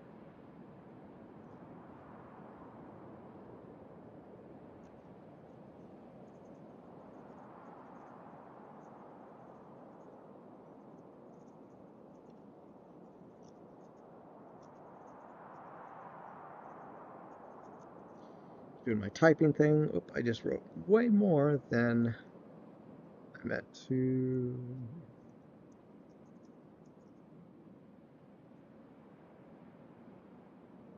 All right.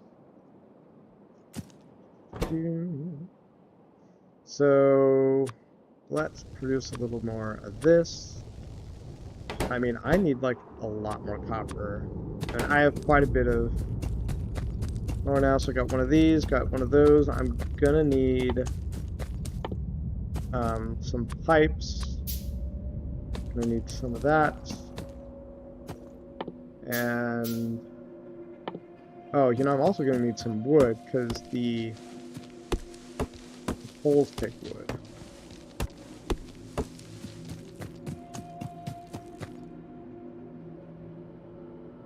And I need a bunch of copper cables. So really this is my bottleneck right now, is that I need copper cables. How the Bee says, thought the change for the Metasource card drop to be completely random was interesting, although your wallet wouldn't appreciate it when you start hunting for your factions?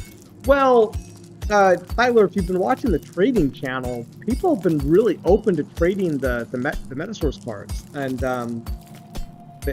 yeah, and I was about to say Meta, which is supposed to be Metasource, and so that was something Josh and I were looking at. We're like, you know what, like, almost nobody actually buys or sells the Metasource cards on Nifty blocks. And we were like, well, what they do is they go into the trading channel and they trade the cards. You know, he explained the problem pretty well, which was that, you know, we'll sell out of one thing, and then suddenly everybody is trying to basically sell the same factions, and that could pose a problem. But, you know, the way I look at it is that the Metasource cards are for a particular type of gamer. There's someone who likes to collect, someone who wants something special, unique. Like, we craft these cards for you guys. Like, each one is individually crafted.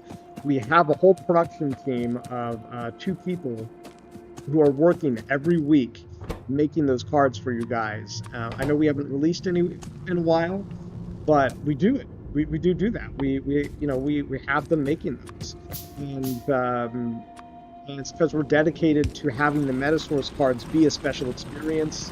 And, you know, it's kind of tactile. You go in, you trade, and there's something kind of, you know, gritty about it. I don't know how else to put it. There's something kind of feely about it. You get the feels when you take your cards and you put them in, and I can actually split the stack, put it in here, and then you get twice as many copper. I need more copper, guys. More copper. And you say you only just, yeah. And you know, the other way we look at it is there's not a lot of Metasource cards, and we plan to keep the price point very similar. So when there's the land doubling, and suddenly everybody else is, you know, paying twice as much to produce their lands, suddenly everyone's going to look over at the Metasource cards and be like, they're not all sold out by then. They're going to be like, you know what? I could use some cheaper Metasource. And the people who already have the ones, I think there are enough people who are hardcore collectors out there who are going to want to get them and see the value. But like I said, someone just told someone else in the chat today that the Metasource cards are not for everybody. They're really not for everybody. They're for someone who likes that kind of thing, the collecting. And but I'm actually very happy with how everything's evolved, because the Metasource cards were not, or rather, I should say, they were the original idea. And then as we saw everything evolve, we were like, actually, we think we could do something else. We think we have a really great idea, which was castles, the merging of the lands, going to kingdoms, building a game about building wealth, influence, and glory. And we're really happy with how that's been turning out. Okay, guys, we're almost there.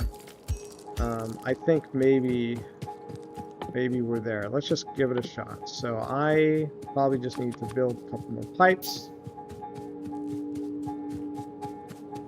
And the closest water is probably over here. Wait, is this water? Oh, I think this is water over here. Why am I going way up here? I'm being silly. Closest water to my thing is over here. Oh, you know what? I didn't even take apart the ship. I'm such a noob. I'm supposed to take the ship apart.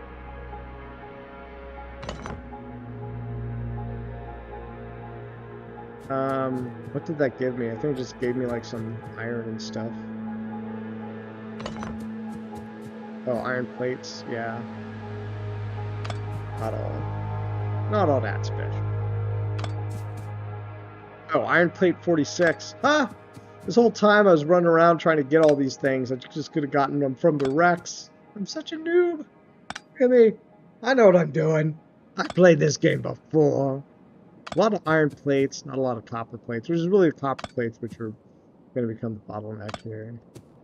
32 copper plates. Actually, that would have helped me get a jump start way faster. But anyways, it's cool. I had some fun talking to you guys and doing this. Any more questions about, I don't know, me, or questions or for you or about Josh?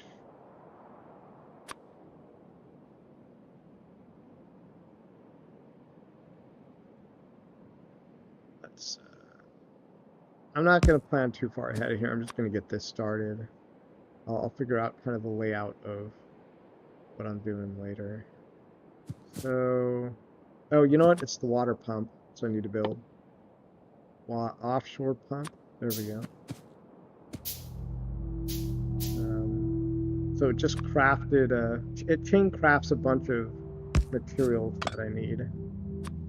And I don't need to use that. I can use one of these. It's cheaper that way. All right, so now we're gonna go. And actually I am gonna use this. Why? Because, no, never mind. I'm being silly. I've been silly. Now we're going to take our water boiler. We're going to put it right here. Actually, not where I should put it.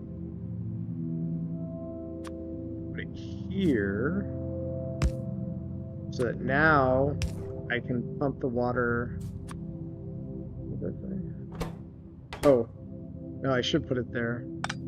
I am being silly. I know how this game works. It's been a while, guys. It's been a couple months. Water boiler here. Put that there. And now we're going to put the yeah, I actually have the steam pointing in the wrong direction that I want. I'm gonna remember how this stuff looks. Okay, so now steam engine up this way. Here we go. Boom, boom. And now when we put a whole bunch of fuel in here, it's going to start producing us energy. And all we have to do after that is get these power lines over to the mining drill. And the mining drill, like, this is a big moment for us, guys. This mining drill is going to start producing for us ore out of the ground. So I do not have to run around clicking it anymore.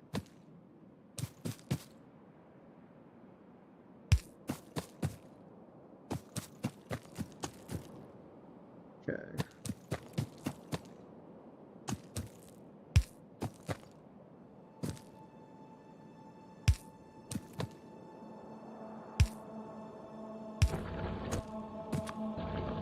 There we go. We have energy now coming to our guy. And can we afford to make any? Are there conveyor belts yet?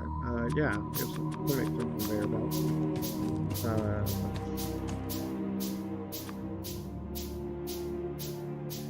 I think I want to start sending it this way because I'm going to build my base, or at least the main manufacturing, out this direction.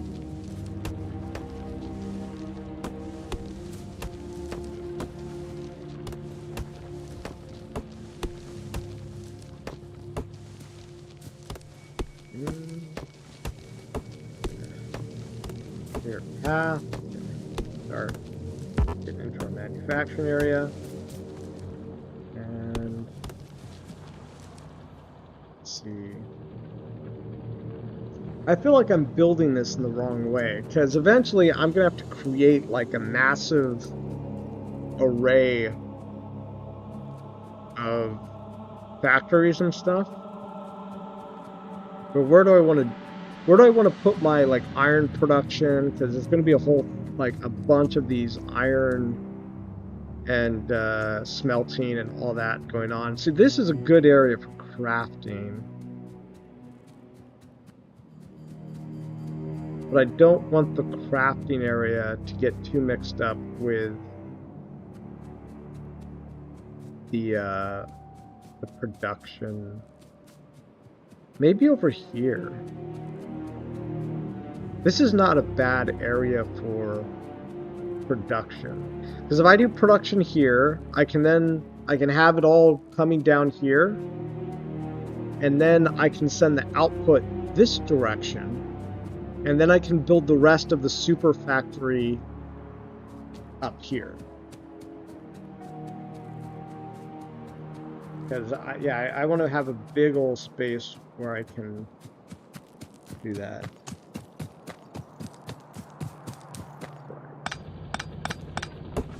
If you haven't played this game before, you're like, what's he talking about? Like, I kind of have to think of the flow of everything and the direction it goes in. Gosh, it's getting really cold. I'm gonna turn my air back up.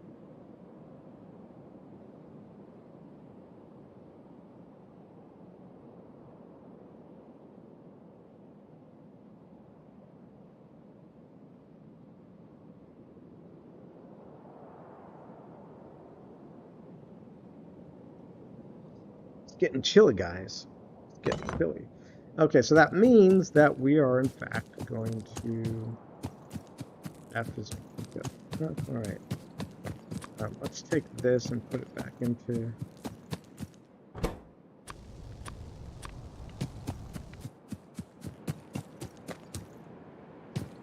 All right, so what that means is I want to start building my drills down in this direction.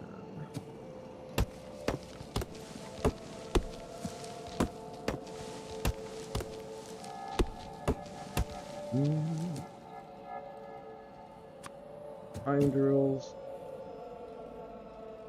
Let's go ahead, put that there. Then we need to throw these guys down here. These power lines. The button I can hit that just does these automatically, I think. What is it? You just hold shift.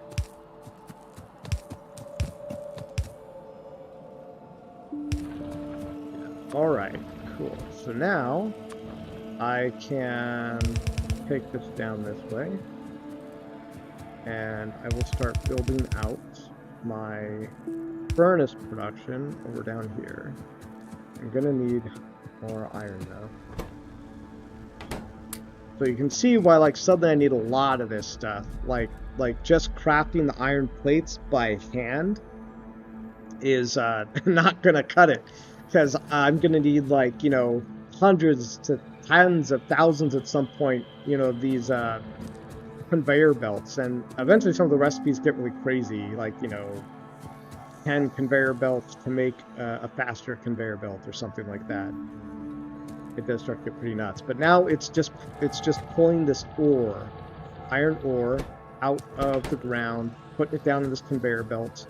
And what I'm going to do is I'm going to create like a smelting factory down here, and that smelting factory is going to convert the iron ore into iron plates, and that's how we make our goods. And you know, if you've been looking at how we've been talking about the lumberjacks and stuff, you'll see how my brain works when I'm trying to build castles and trying to make things a one-to-one in terms of the assets being produced, and like it's, you know, physical thing, conversion ratios rather than percentage yields and yield farmings. I think yield farmings in the end just end up becoming a really bad financial scheme. But when it comes to creating sustainable value, we need something more physical. We need conversion.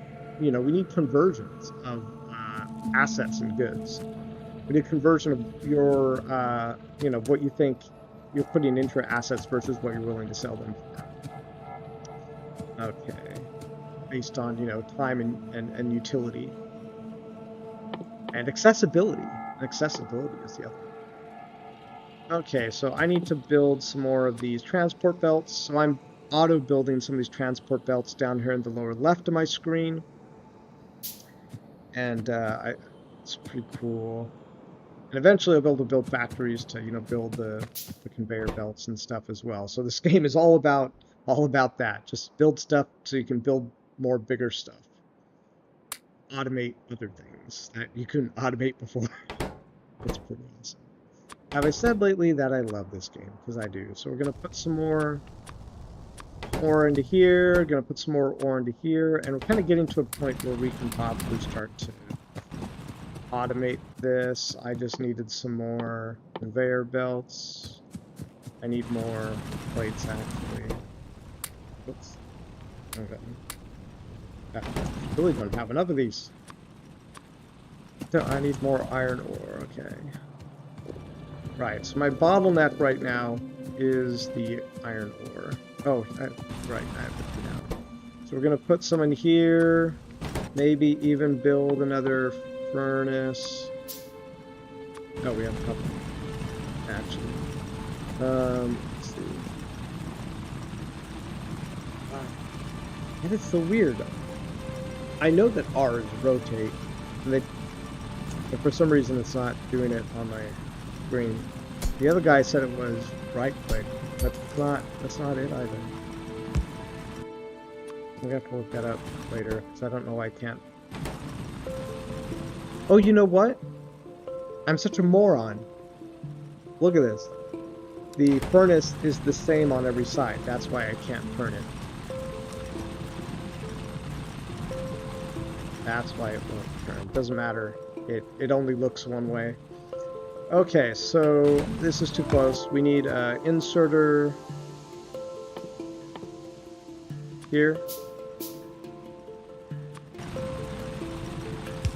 Put it there, and then we're going to put another furnace-y down here. And then we're going to put what iron ore we have left in here, because I just need all iron I can get.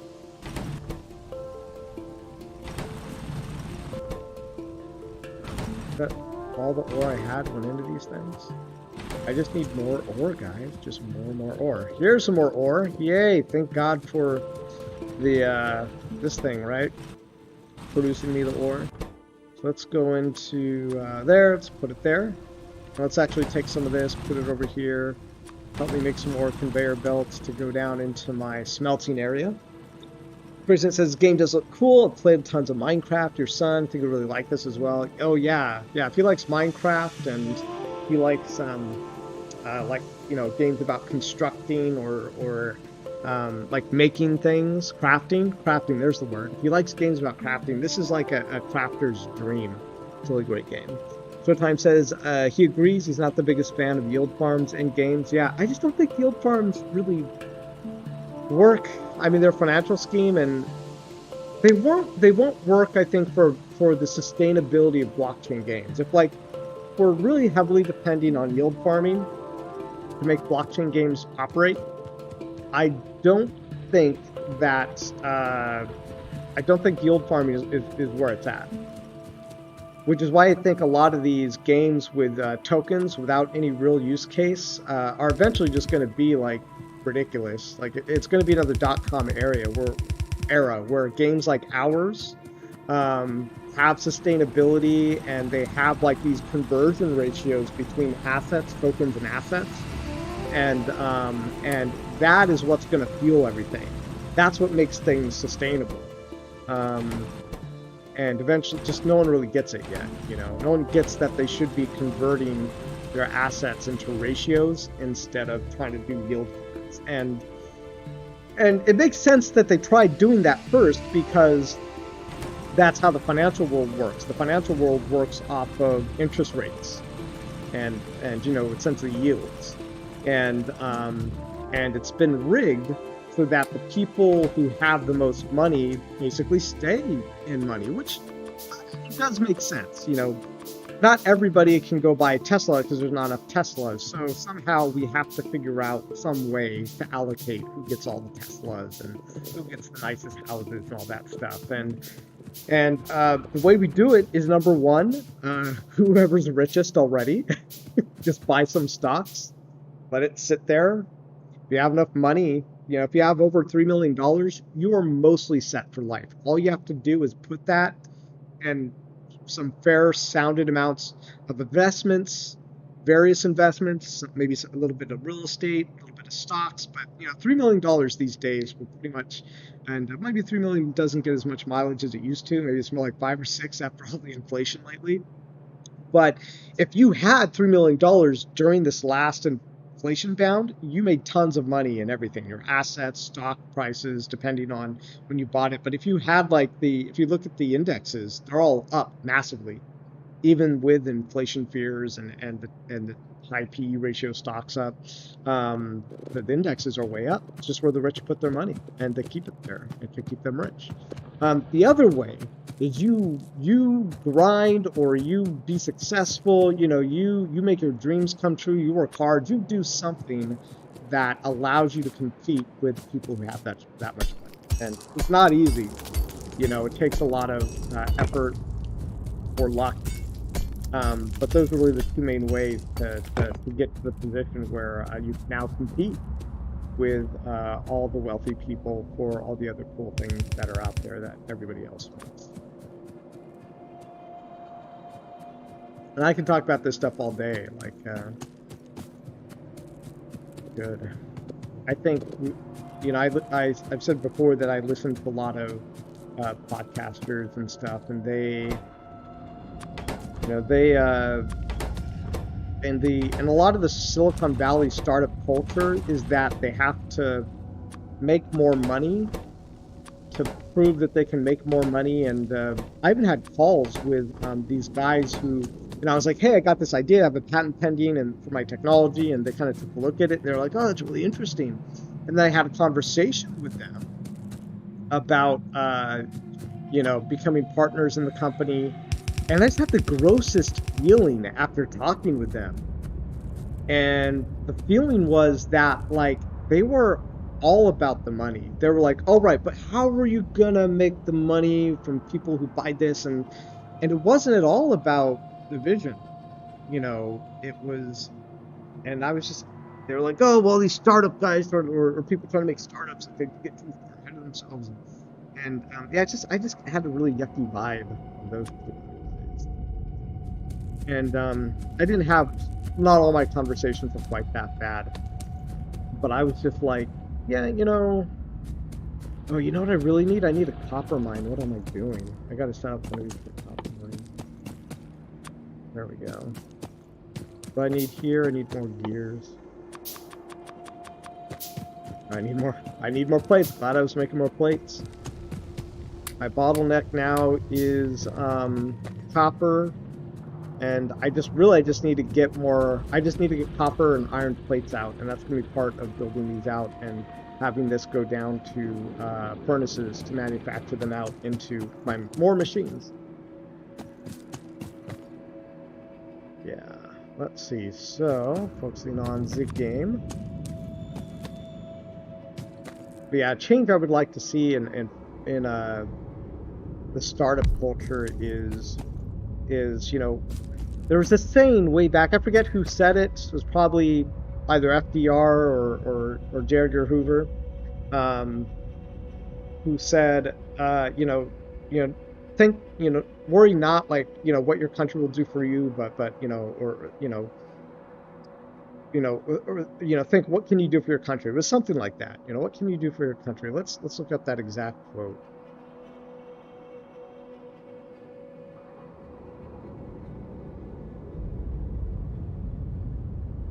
Yeah, ask not what your country can do for you. Ask what you can do for your country. And that is all about providing value to your community, to your people, to the people you care about. And I feel like we've really lost track of that in America. Yeah, JFK. Yeah. JFK.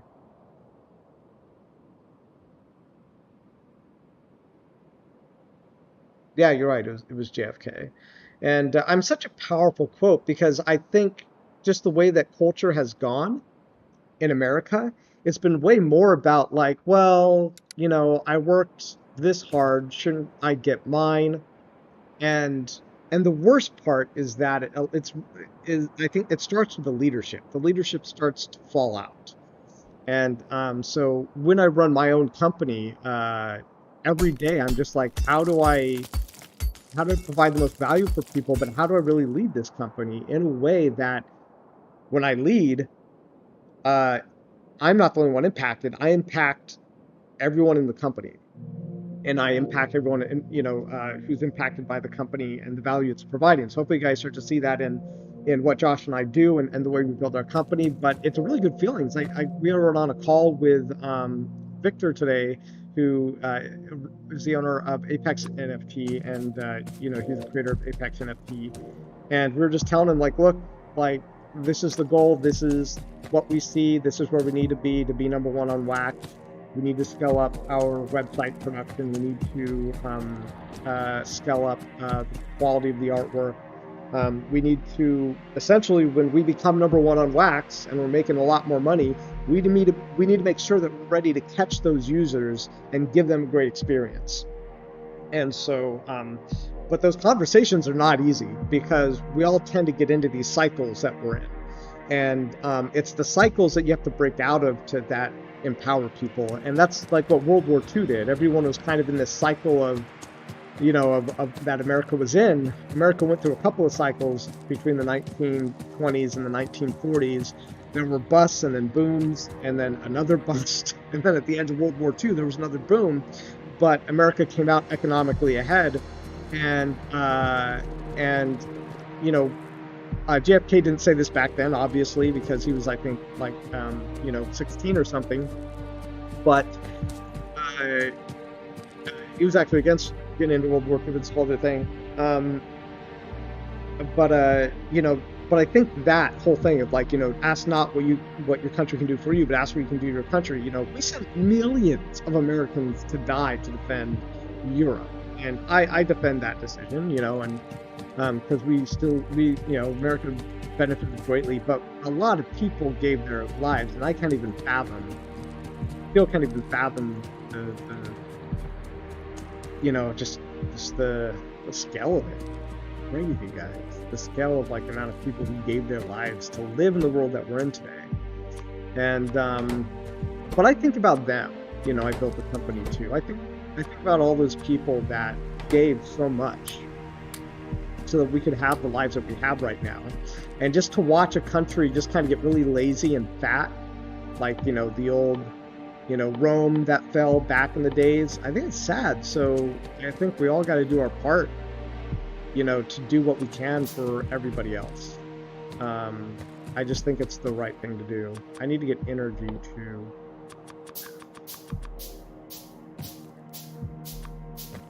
So when you guys see us building our company, and you probably, if I were you, I'd be thinking about it. I'd be like, I remember Farmers World. I remember Farmers World screwed everybody. And when you think, and you remember back to any other blockchain game that's struggling or doesn't have good ideas or doesn't seem committed, just remember, we're here to really provide you guys value. We know that's how you build one of the biggest companies ever created. We are building the next Microsoft, the next Google, and most people don't realize that we are yet, because we're very small. But essentially, we're just going to become so strong that they can't ignore us. That we're going to produce so much value that they can't ignore us in a world where so many people have become resigned. And we actually had a longtime community member, Sari, came into our Discord chat today, and they were like, "Oh, you guys got into NFTs?" I forget what they said exactly, but it was something like, "I'm disappointed that NFTs are scams," and I was like, that's a fair assessment regarding that most NFT projects have been absolutely terrible. So I understand the perspective. Here's a video that I made that talks about our company, and I just ask that you go and you look at that and look at what we're doing, and take consideration what we're building, which is this I describe to you guys all the time. And I don't think they said anything after that. I don't know if it's a he or she. But it just goes to show the kind of resignation that's in our world right now. If I had to put one key word that's a problem with our world right now, in general, America or otherwise, it's resignation. People get resigned that they're stuck where they're stuck. And that's why I love entrepreneurs and people like Elon Musk and Jeff Bezos, and you might not like those guys, but any leader who's not resigned and is willing to fight to see their vision and isn't, say, a terrible person, I think they have qualities that everyone else can look up to.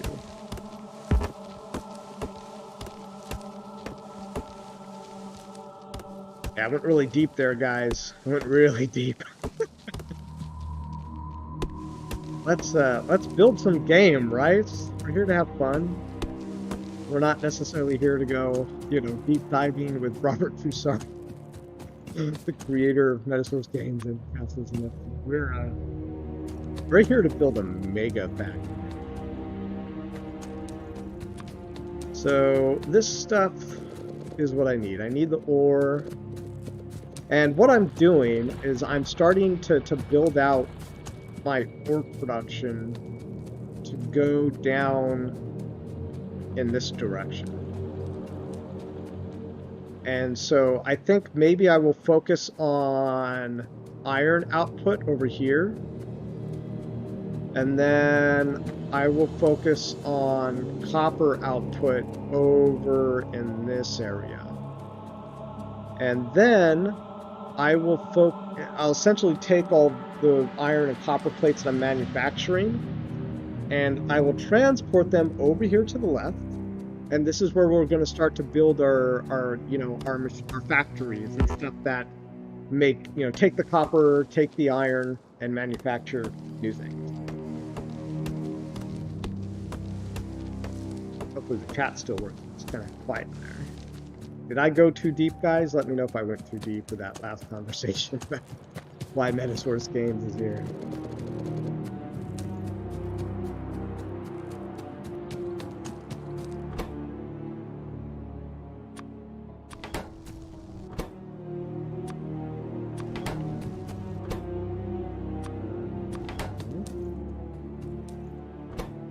Oh, this is full. Gotta take out these things.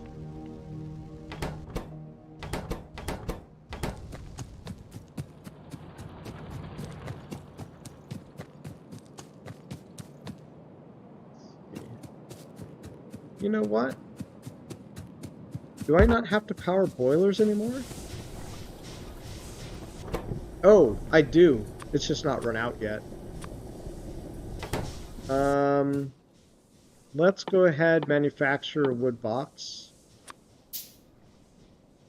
What I'm going to do is I don't want to build a conveyor belt up here yet to basically fuel this automatically. So instead, I will build an inserter. And I will put some iron ore in here. So as soon, not iron, coal. So as soon as this runs out of coal, this little guy is going to put it over there. Do I have this pointing in the right direction? I do, don't I? I guess it's going to wait until it runs out. And then it's going to put it in there. It's going to start.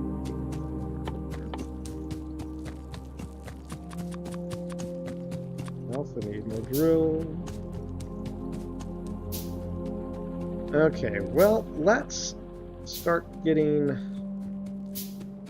iron production going. So I came down here, start building out support. In fact, I probably brought this out too far. But it does not need to go out this far.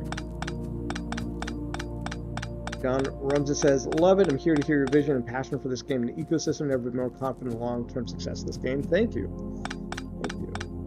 I can see it, man. Like I can see the near future. I don't know everything. I'm not a clairvoyant or anything like that, but I can see this vision. I can see where it leads and generally how it goes. Even with all the unknowns, feels very strong. I think I want to have it go down, don't I? Yes. I have this go.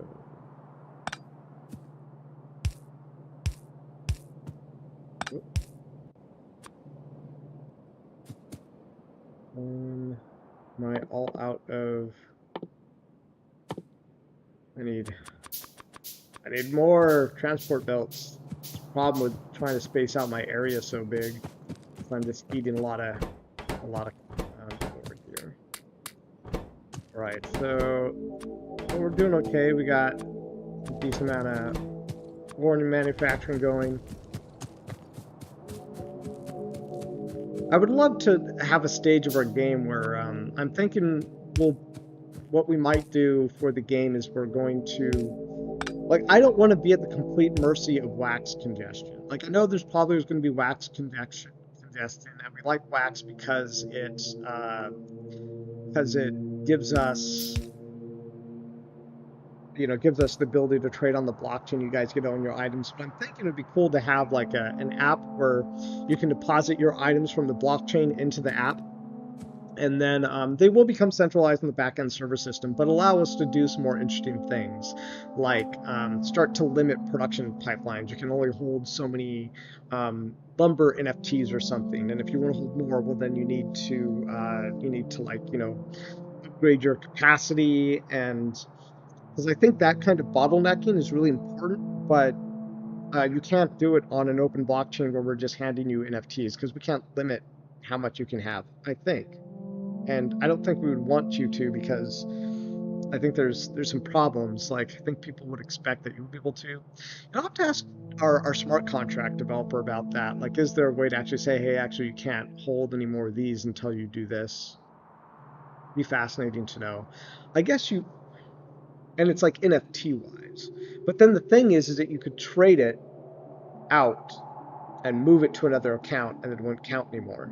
So you can cheat it. So that's kind of the problem with like setting like storage limits with NFTs on a blockchain, is you just move them to another wallet. And that's fair in that kind of ecosystem. But if we're going to build the game ecosystem where like you can only have so much storage for NFTs, then that probably has to happen on the back end.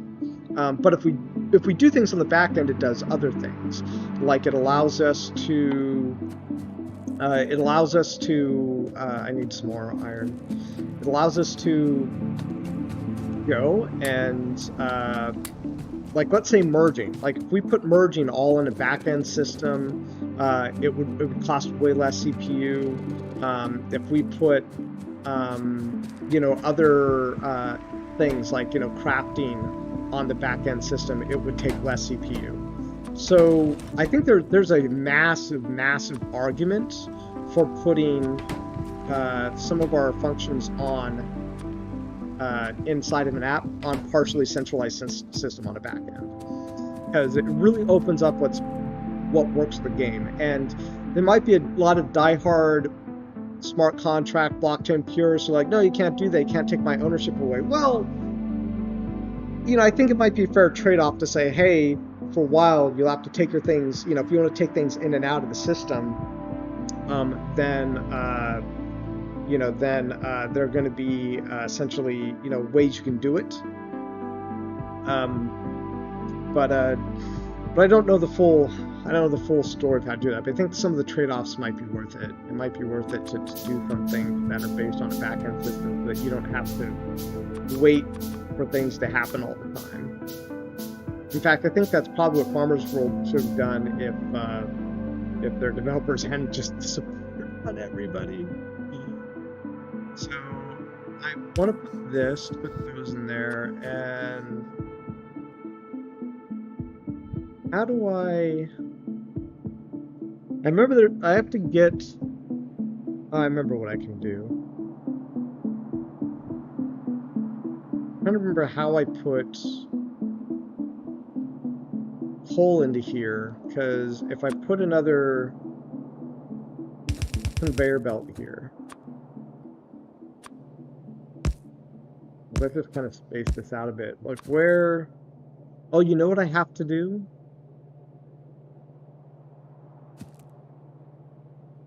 Because this ore needs to come out, and I think it can come out like this. Like if I do this,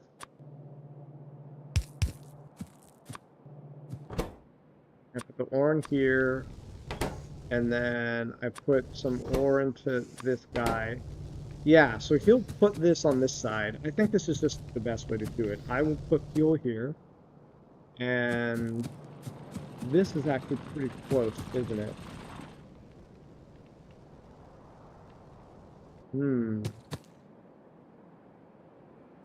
I still need more ore.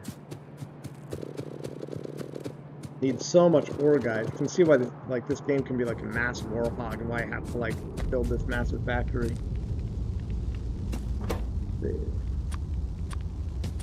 And it's why I have to automate things, because like my major bottleneck for the game right now is all ore. I'm not ore, but iron plates and copper plates. And I have to get this stuff going so I can just start to just pump this stuff out like crazy. At some point, you know, I'll just be making like thousands of iron plates in a short amount of time. So, and this guy's just out of fuel.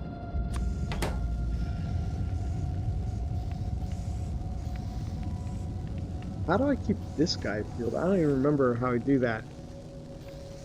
You know what? I'm not even supposed to use these guys for that long. That's why I'm supposed to use electricity to power the inserters, and then I use the I put the coal in here, power these guys. What it's gonna look like is ore running from here down to here. So let's do that. Okay, it's coal, not ore, it's coal, going down to here, and then it would be like inserters into here. And the furnaces won't take electricity, so they have to be coal burned. And then eventually I'm just going to build, oh yeah, like another of these mining things. Probably want to put it right here. Thought it was under attack there for a second, but my imagination. There are bugs in this game. And they will attack me at some point, but I kind of turned down the bug settings. Alright, so this thing just needs electricity. We got some electricity up here. We're gonna give this... oh. Alright, so now he's got electricity. And if we go down here, we start to get some electricity going for our bad boys. And I think I'm gonna have to leave a space between some of these.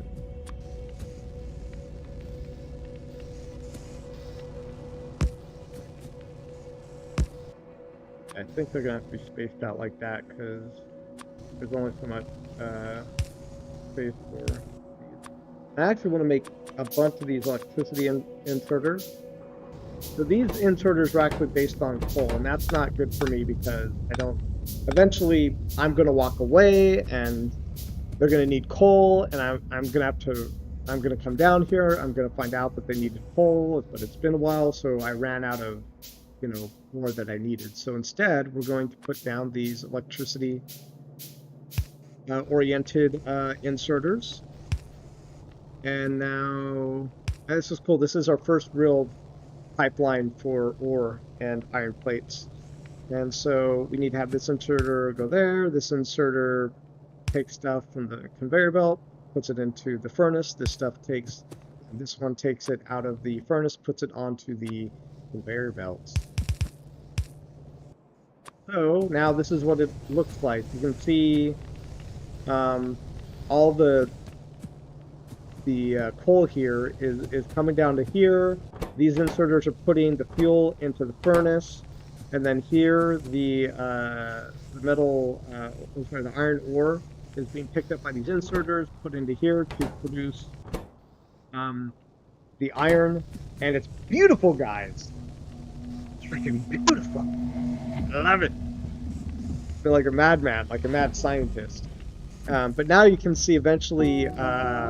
Once this here puts its last metal plate down, it can't do it anymore. So it's a new bottleneck. So what I'm going to do is I'm going to make this a little bit longer. Oh my gosh! Such a moron. I wanted to build this... Okay, don't hate me. This happens all the time to me. I am going to just reset this because I built it the wrong way. I actually want it going down. But I was trying to figure out in my head how to even build it again. But this happens to me all the time in Factorio, where I'm like, oh, this is how I'll build it. And I'm like, oh, wait, no, just rewind, undo. I am, in fact, going to do something different. So we're basically going to do the same thing. It's going to look very similar. But it's going to go like this instead. So I should probably move it about as much up here as I can, because this will save me a little bit of running distance. Okay, that's over here. I'll actually just get rid of this stuff.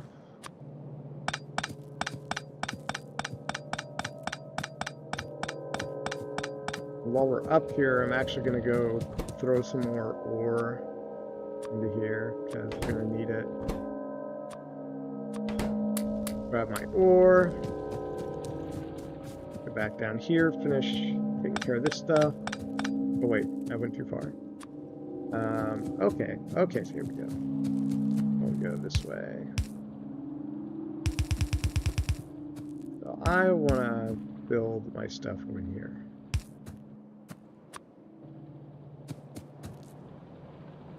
Yeah, all right. So we're gonna go down here, and this is how we're gonna do it instead. Basically gonna do the same configuration, but we're gonna do it going down vertically. So it's one extra space,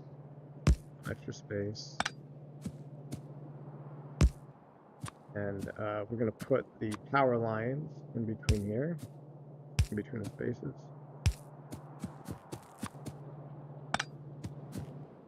And then we're going to put the inserters back.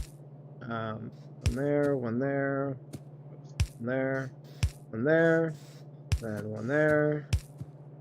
Change the directions, and then we're going to put a coal burner here, here, here, here.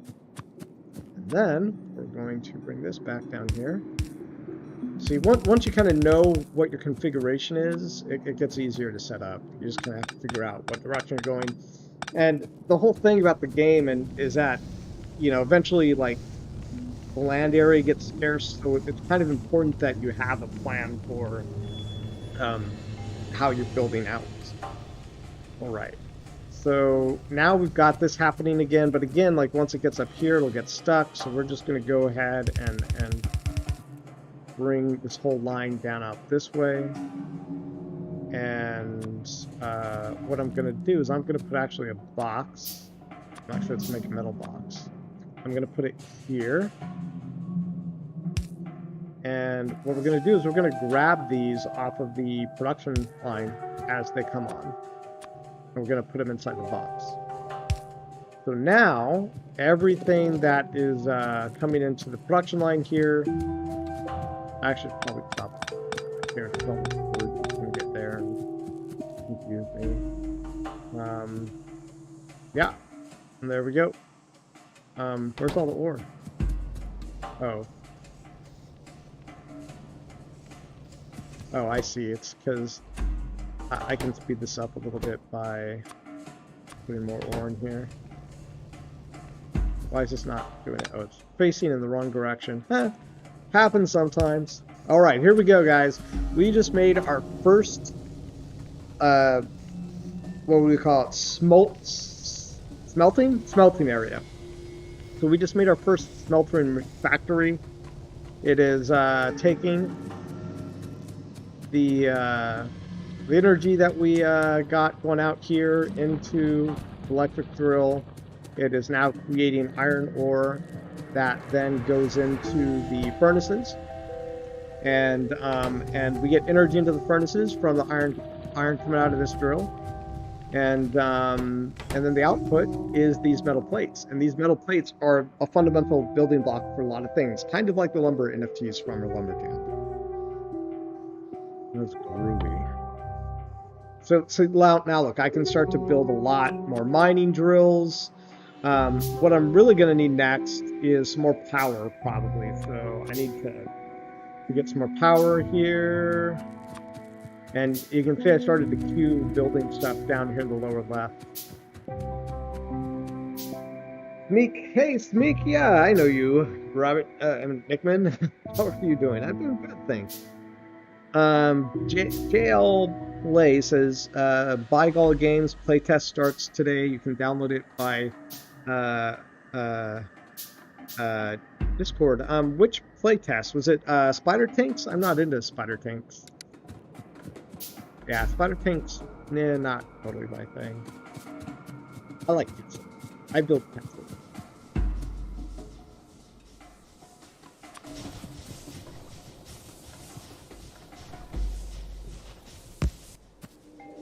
After I place this thing, let's go see where we're at on cells for the packs, and so we're on FB block. Kind of fun to, not a FB block, but a comic hub. Kind of fun to look at that.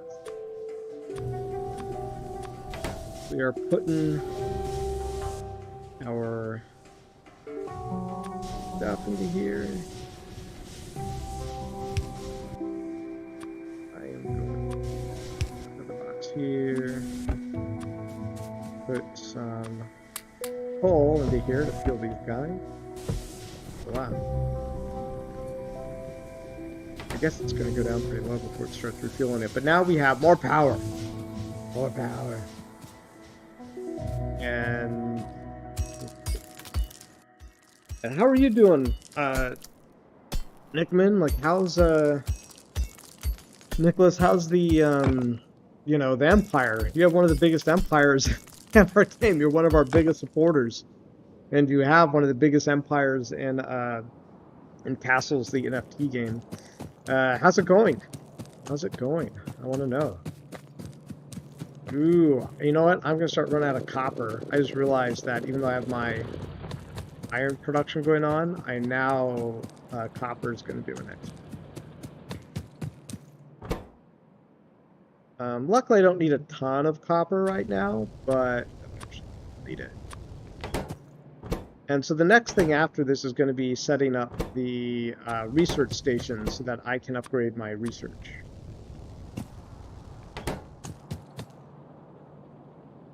Meek says, I bought a minstrel pack from the drop, and I'm about to open the pack you sent me yesterday. It could take a while. Yeah, you got a lot of packs, bro, and you'll have more coming, too, because we decided to space out that drop over the course of a month, so it didn't flood the market.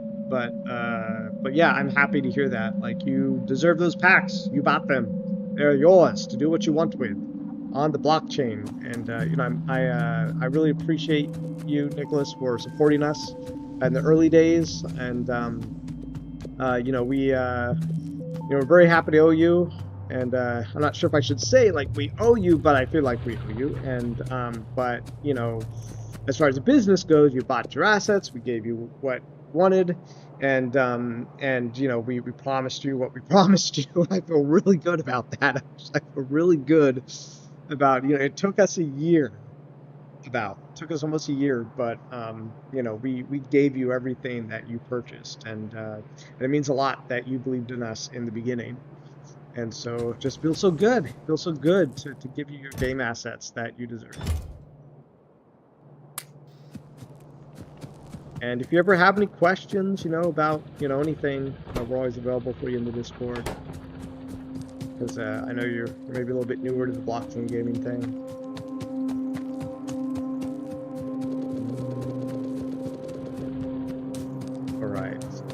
Copper going into the copper things, because the copper is going to be my bottleneck. Oh no, what is that one? I didn't clear out these things. I'm silly. I didn't clear these out, guys. That's very silly. So let's go take a look at our stuff actually. So let's go take a look at Nifty Cap. Let's refresh this.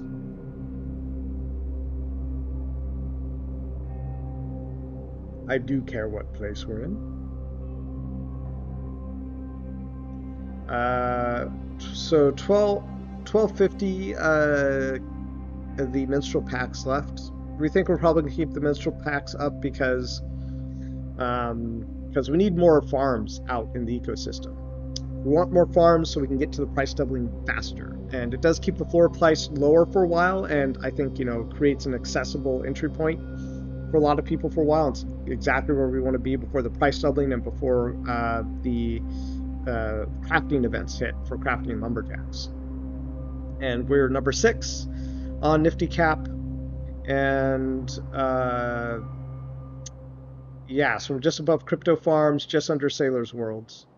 So it's just Sea Farmers right now is holy crap. Sea Farmers took number 1. They jumped up fast. Let's see. I'm not going to say anything about Sea Farmers. I'm just going to say you have to look at the game and judge for yourself about Sea Farmers. I honestly don't know enough about them. They must be doing some big sales. I wonder if this is market manipulation. 81 buyers, it says here. 140 transactions. Compared to we have 894 transactions.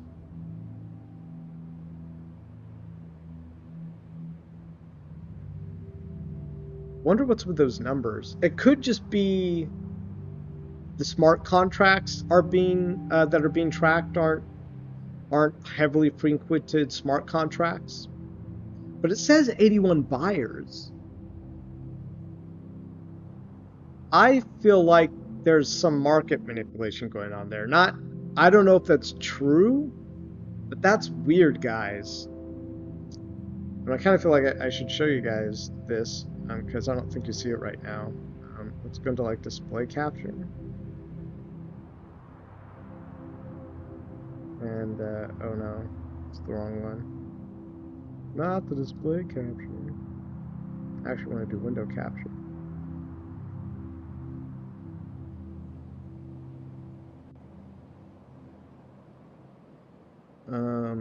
Where's the window capture?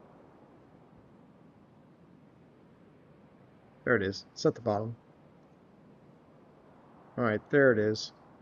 Alright, so taking a look at this, I was right over my face, huh? Look at this. So here we are, Castle's NFT game. We're at 23,000 in volumes sell today, number 6. We have 162 buyers and 894 transactions. Up here we have Sea Farmers, 81 buyers, 140 transactions. I mean, I can go to Atomic Hub and maybe it's Wax, not Atomic Hub. Maybe they have some very high value NFTs that are selling for a lot. Let's look here. Let's see what this actually says. Yeah, 104 is what it says here. Does anybody know this game? What is it that people are buying that are so expensive? Okay, so these little fishermen selling for 10,000. Well, but let's go lowest. So the little fisherman lowest is 3,000, and there's 305 of these. I don't know how this economy works. I just from looking at it, I'm not sure about it. But it's probably going to go into my to research probably tomorrow. But I kind of think that's weird. I think it's weird that they have so few buyers. And I'm sure if we went and we looked at it, we'd have a better idea of what's going on. Maybe it's legit. Somebody bought those assets because they thought they were worth that much. I don't know, guys. Seems interesting, right? Seems interesting. Only 81 buyers. Wow, I'm producing these way slower than I thought I would. Oh, you know why? Because I only have one of these. I'm such a silly goose, guys. So let's see the views. What's in the way? Oh, I'm in the way. Huh. Let's see.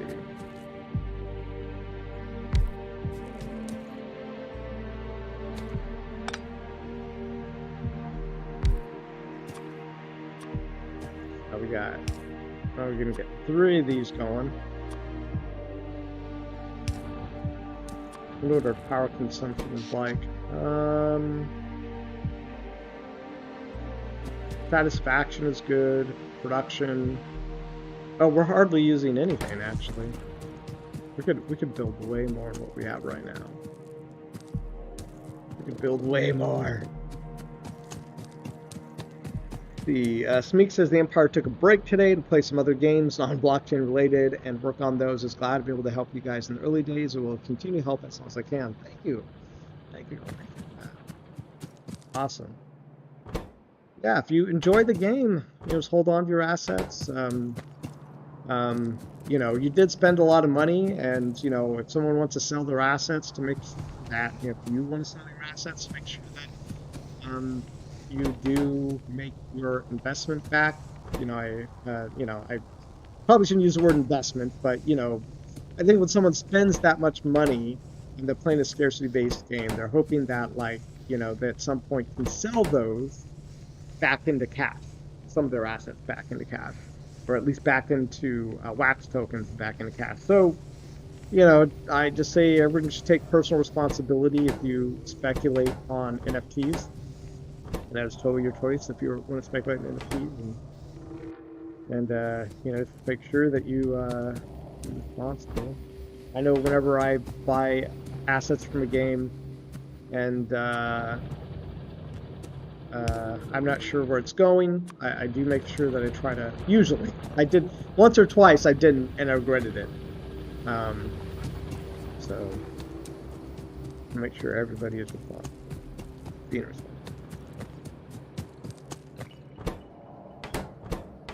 All right, so we're gonna get some more copper ore here. So dark, guys. Dark in this world. So I need to start producing a bunch of these,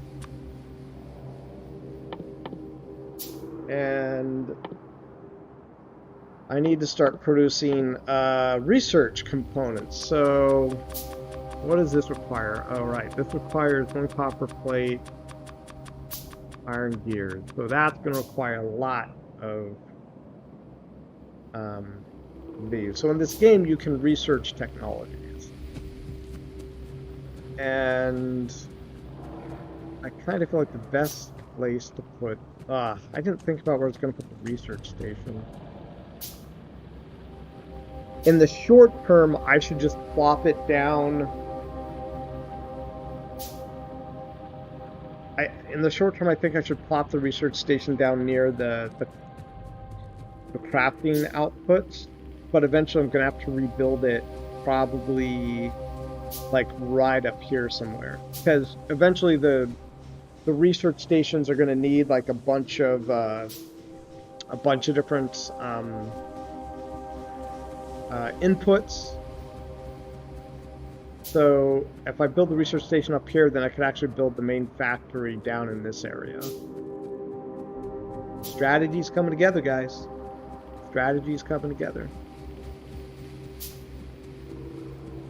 Gonna be doing anything exciting for the weekend? Anything exciting?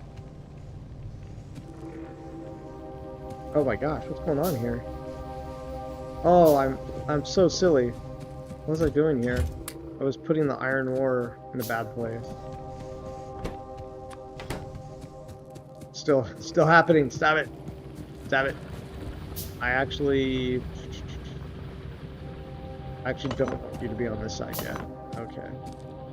I didn't think far enough ahead. This is going to mess up my mining because it's going down the wrong side of the conveyor belt. We actually want it to be on this side of the conveyor belts, because this side is the side that fuels the furnaces. So you can see it was getting all messed up here. This is I didn't want all this iron ore to be going into this bucket here, into this. See, this is much cleaner now. Now we only have iron plates on the left. Everything is as it should be. Let's grab some more copper plates. And then let's throw some copper into here.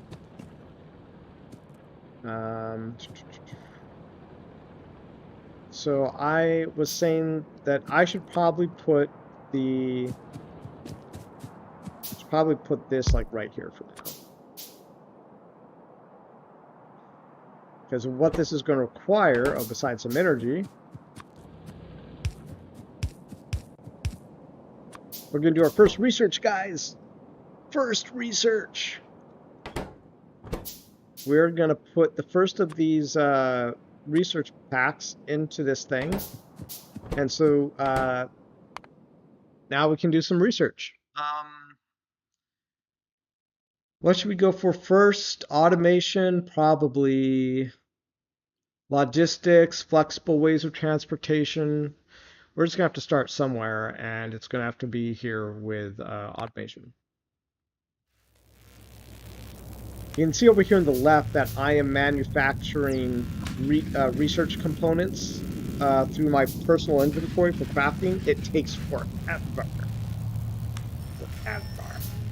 So I'm going to have to eventually build manufacturing plants. Or what do they call them? I think they might call them that. They call them...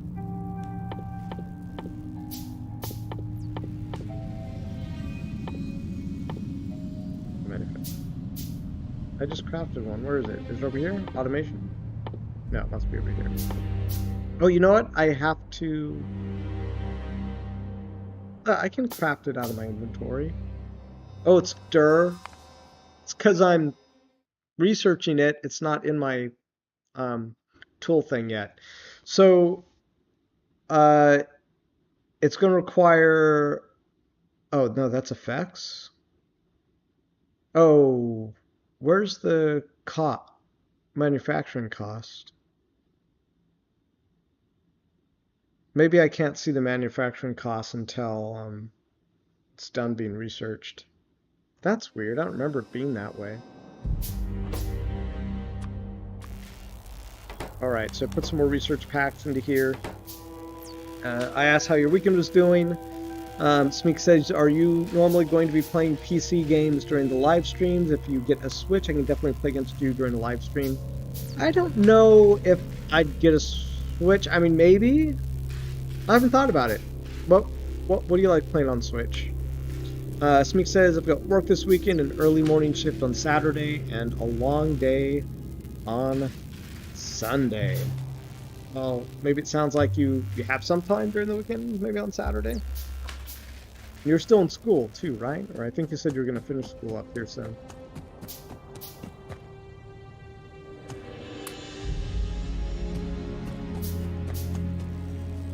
More copper. All this copper here, guys. Copper ore. Have I mentioned lately how much I love this game? This is a cool game. Building our super factory.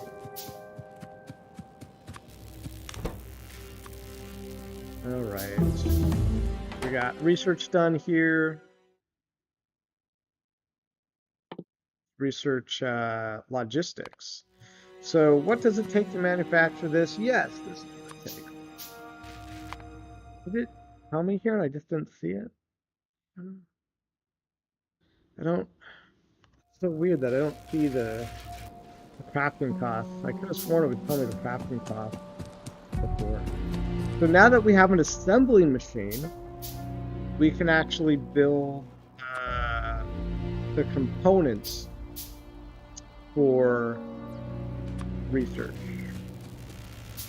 which is the because now basically our bottleneck is researching in order to build all this cool new stuff that you see in these research trees in order to build engines, in order to build railways, in order to build night vision, the oil production, better weapons, dynamite for blowing up cliffs, better electricity things, faster conveyor belts, faster mining. All of that is going to have to come out of the research.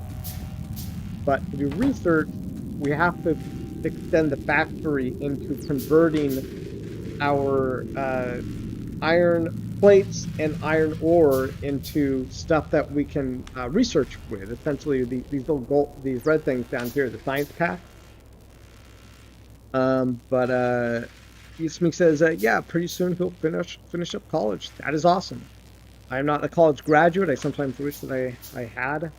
I just got really lucky when I was young, and I ended up making internet stuff, and I got hired by Disney.com to maintain their website and or essentially the homepage. I was responsible for like coding in what was put on the webpage every day.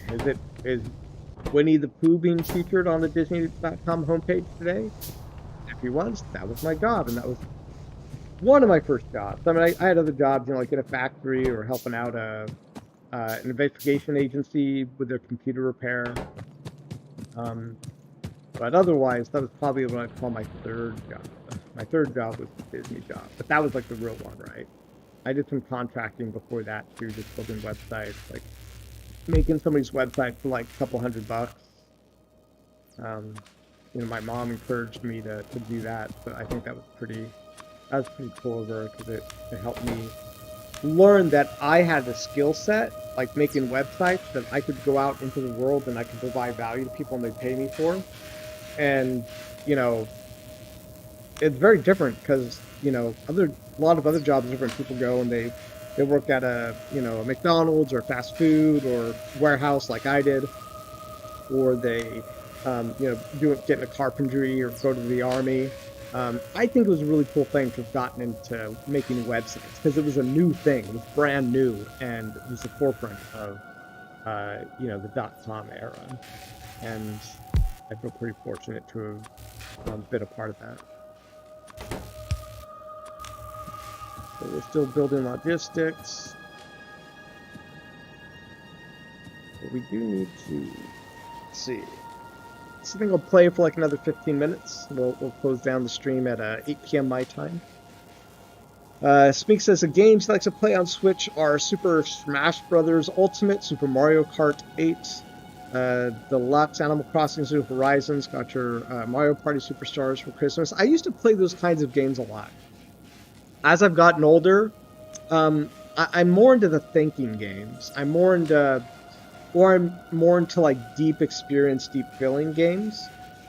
But yeah, I'm not so much into the like Super Smash Brothers. I played a bunch of that back in the day. Mario Kart, played a bunch of that back in the day. Animal Crossings. Did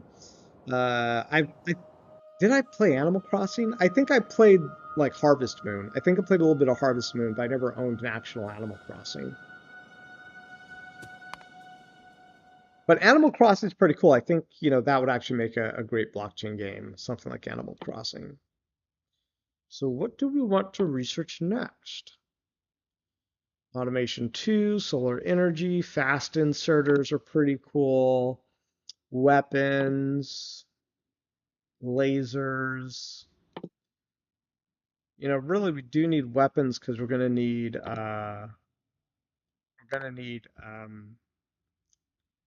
make ammo. I think I can make ammo right now, actually. Yes, I can. I have a firearm magazine here.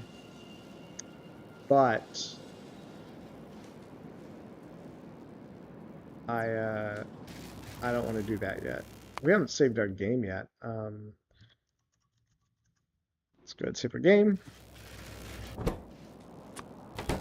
Put this in here. And so what we're going to do is we're going to start to create a production timeline, or production into...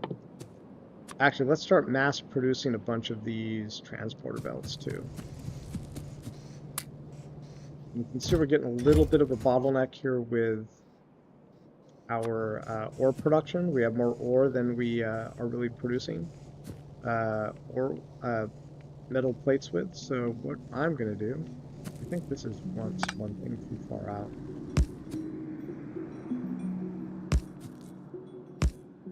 We're gonna extend this.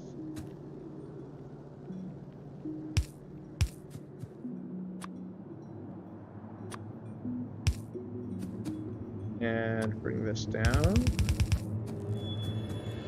Bring this down. And we're going to create some more of these inserters.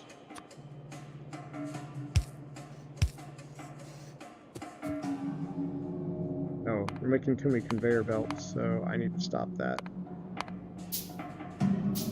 Now we make an inserter. There we go. Put that there, put that there,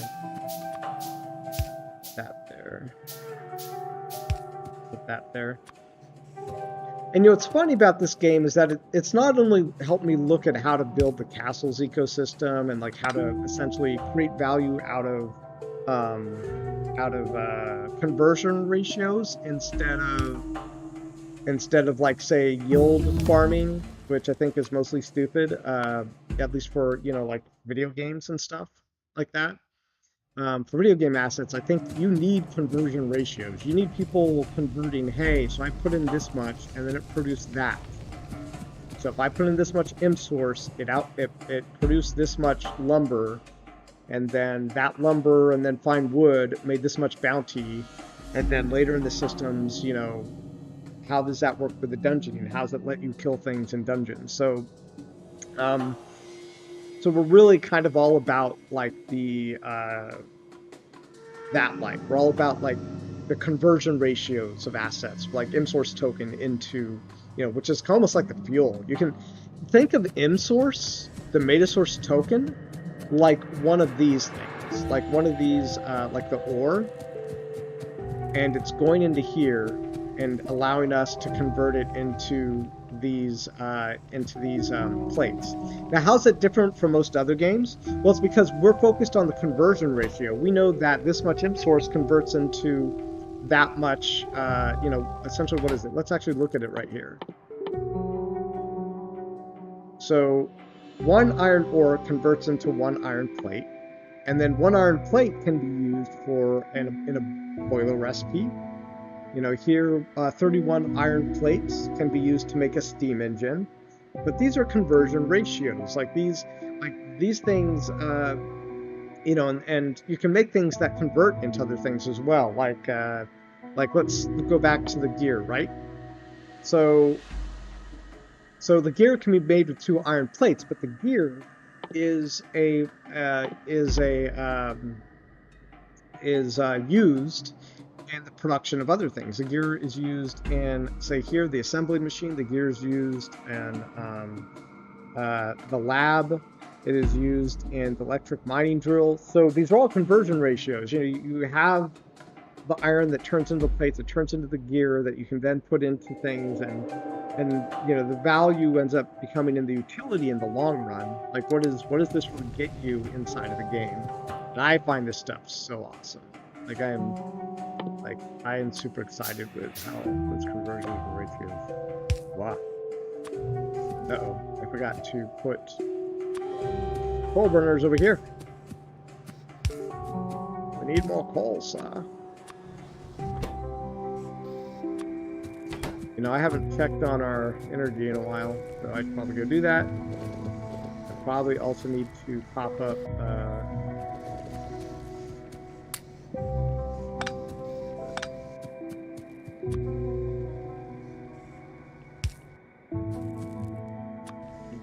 the ore that I have. All right, but you can see we have a lot of iron plates now.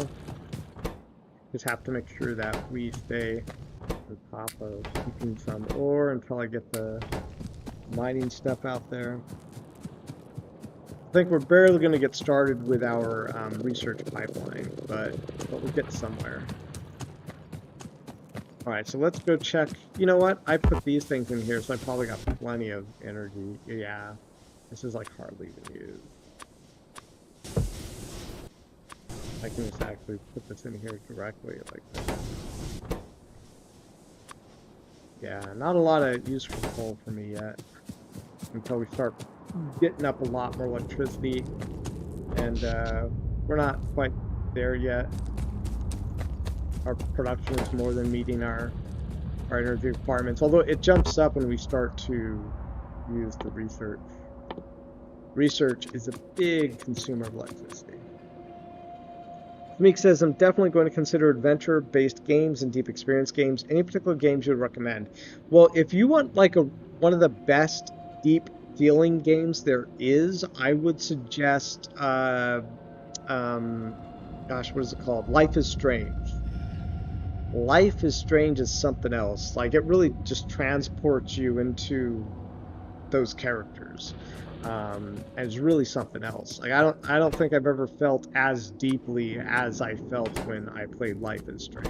It is so good. That is good. I like this game. You know, I like building things. I like that, like, it has all these, like, you know, bottlenecks that I have to solve. Like right now, my bottleneck is research, and my labs, I have to, specifically the science pack. My bottleneck is science pack. I need more science pack, and I need to automate the science pack creation so that I can put them into the research stations to do my research.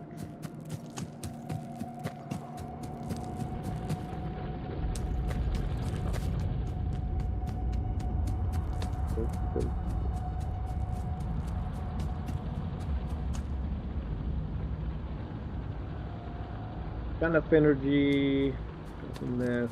I need to work on my iron stuff.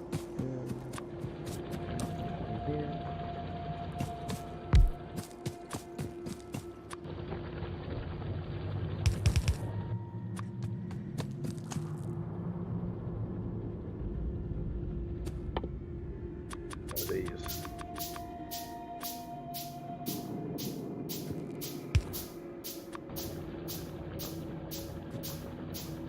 I always put this in a weird place. I don't think I was really thinking when I placed that. Where I want to put it.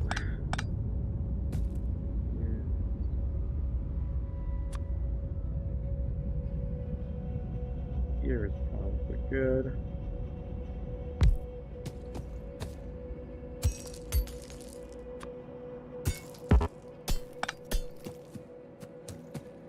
This area is going to run out of copper fast, but it's easier for me to kind of keep it on one side and just kind of clear out, because eventually all this copper will disappear at some point.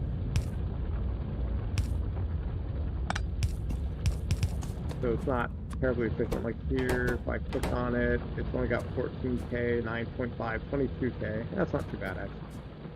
Not too bad. Maybe a little bit of iron ore left right there, but I don't care.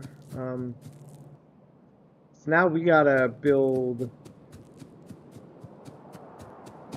furnaces here.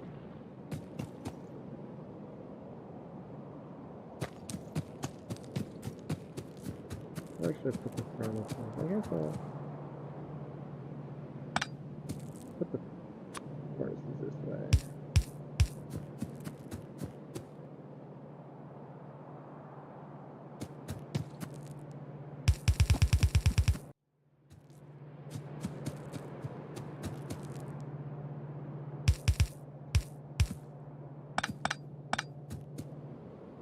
This is really going to be a temporary setup.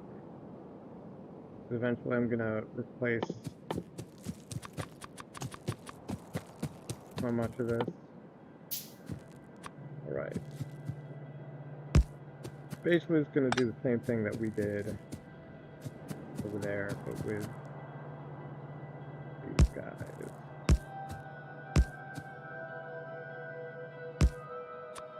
And was it science pack required just an iron gear head? It's really not bad.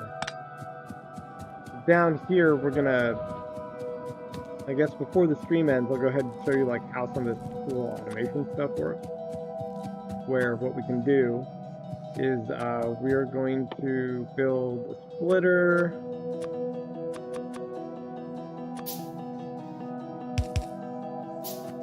So I'm going to put the splitter down here. And we're going to shoot this off.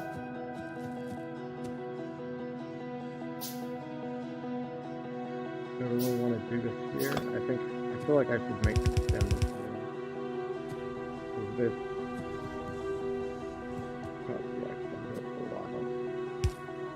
and then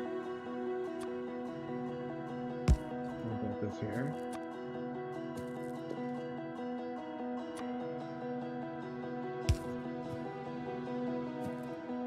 And what I'll do is I'll tell the splitter to split input priority, have filter iron ore only. I'm sorry, iron plate only. And so if I do that, it's now only going to allow iron plates through here. And then what I can do is I can tell it to input iron plates into this thing. Right here.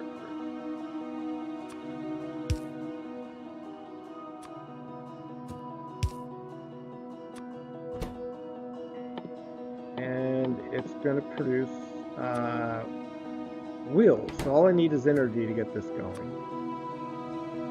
Let's go ahead and place that there. So now you guys can see that this assembling machine is now having these plates put into it, and it's manufacturing the gears. So when I talk about like vertical integration chains, I talk about conversion ratios. You know, we're now converting iron ore into plates using fuel and into these iron gear wheel recipes, which we're going to use to automate creating science packs to do our research. So this is definitely not the last stream we're going to do on here for Factorio. I think I don't know if we'll play the next game. Maybe we'll mix things up a bit and do I think I'm going to do another live stream at least next Tuesday. I might just turn this into a Tuesday-Thursday thing. Smeek says, did you ever play Telltale Games, The Walking Dead, when it first came out in 2012? I did play it a little bit. It really wasn't my taste. You know, I think I played episode 1 and I finished it. But I played almost all the other Telltale games. I played, I think the one that was my favorite was the Borderlands one. That was hilarious. I thought it was really awesome. Felt like my choices mattered. The Game of Thrones one was cool. It felt a lot like the Game of Thrones, actually, very much emulating the show. And I swear they did other ones, right? What other games did Telltale Games do?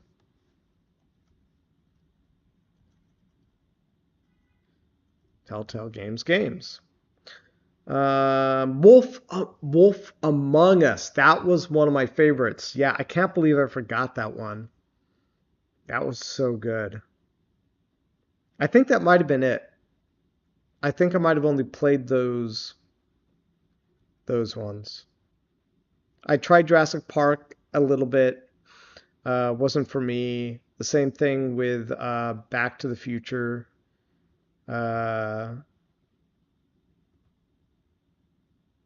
But those are fun games.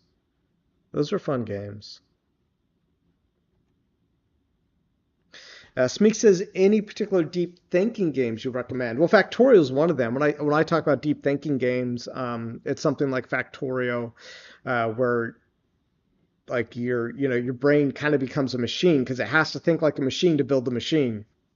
Another one is Satisfactory is very similar to this. Any strategy game like StarCraft, in some ways, Castles is very much a strategy and a thinking game. Um, if you guys kind of go to bed thinking about the game, sometimes it's by design. We want you guys to be thinking about the game. Um, yeah, I think deep thinking games are really the ones that are kind of more strategy based or more building based. And there's a lot out there. There's a lot of great deep thinking games. There's more than I can actually play. Um, some RPGs are like that too.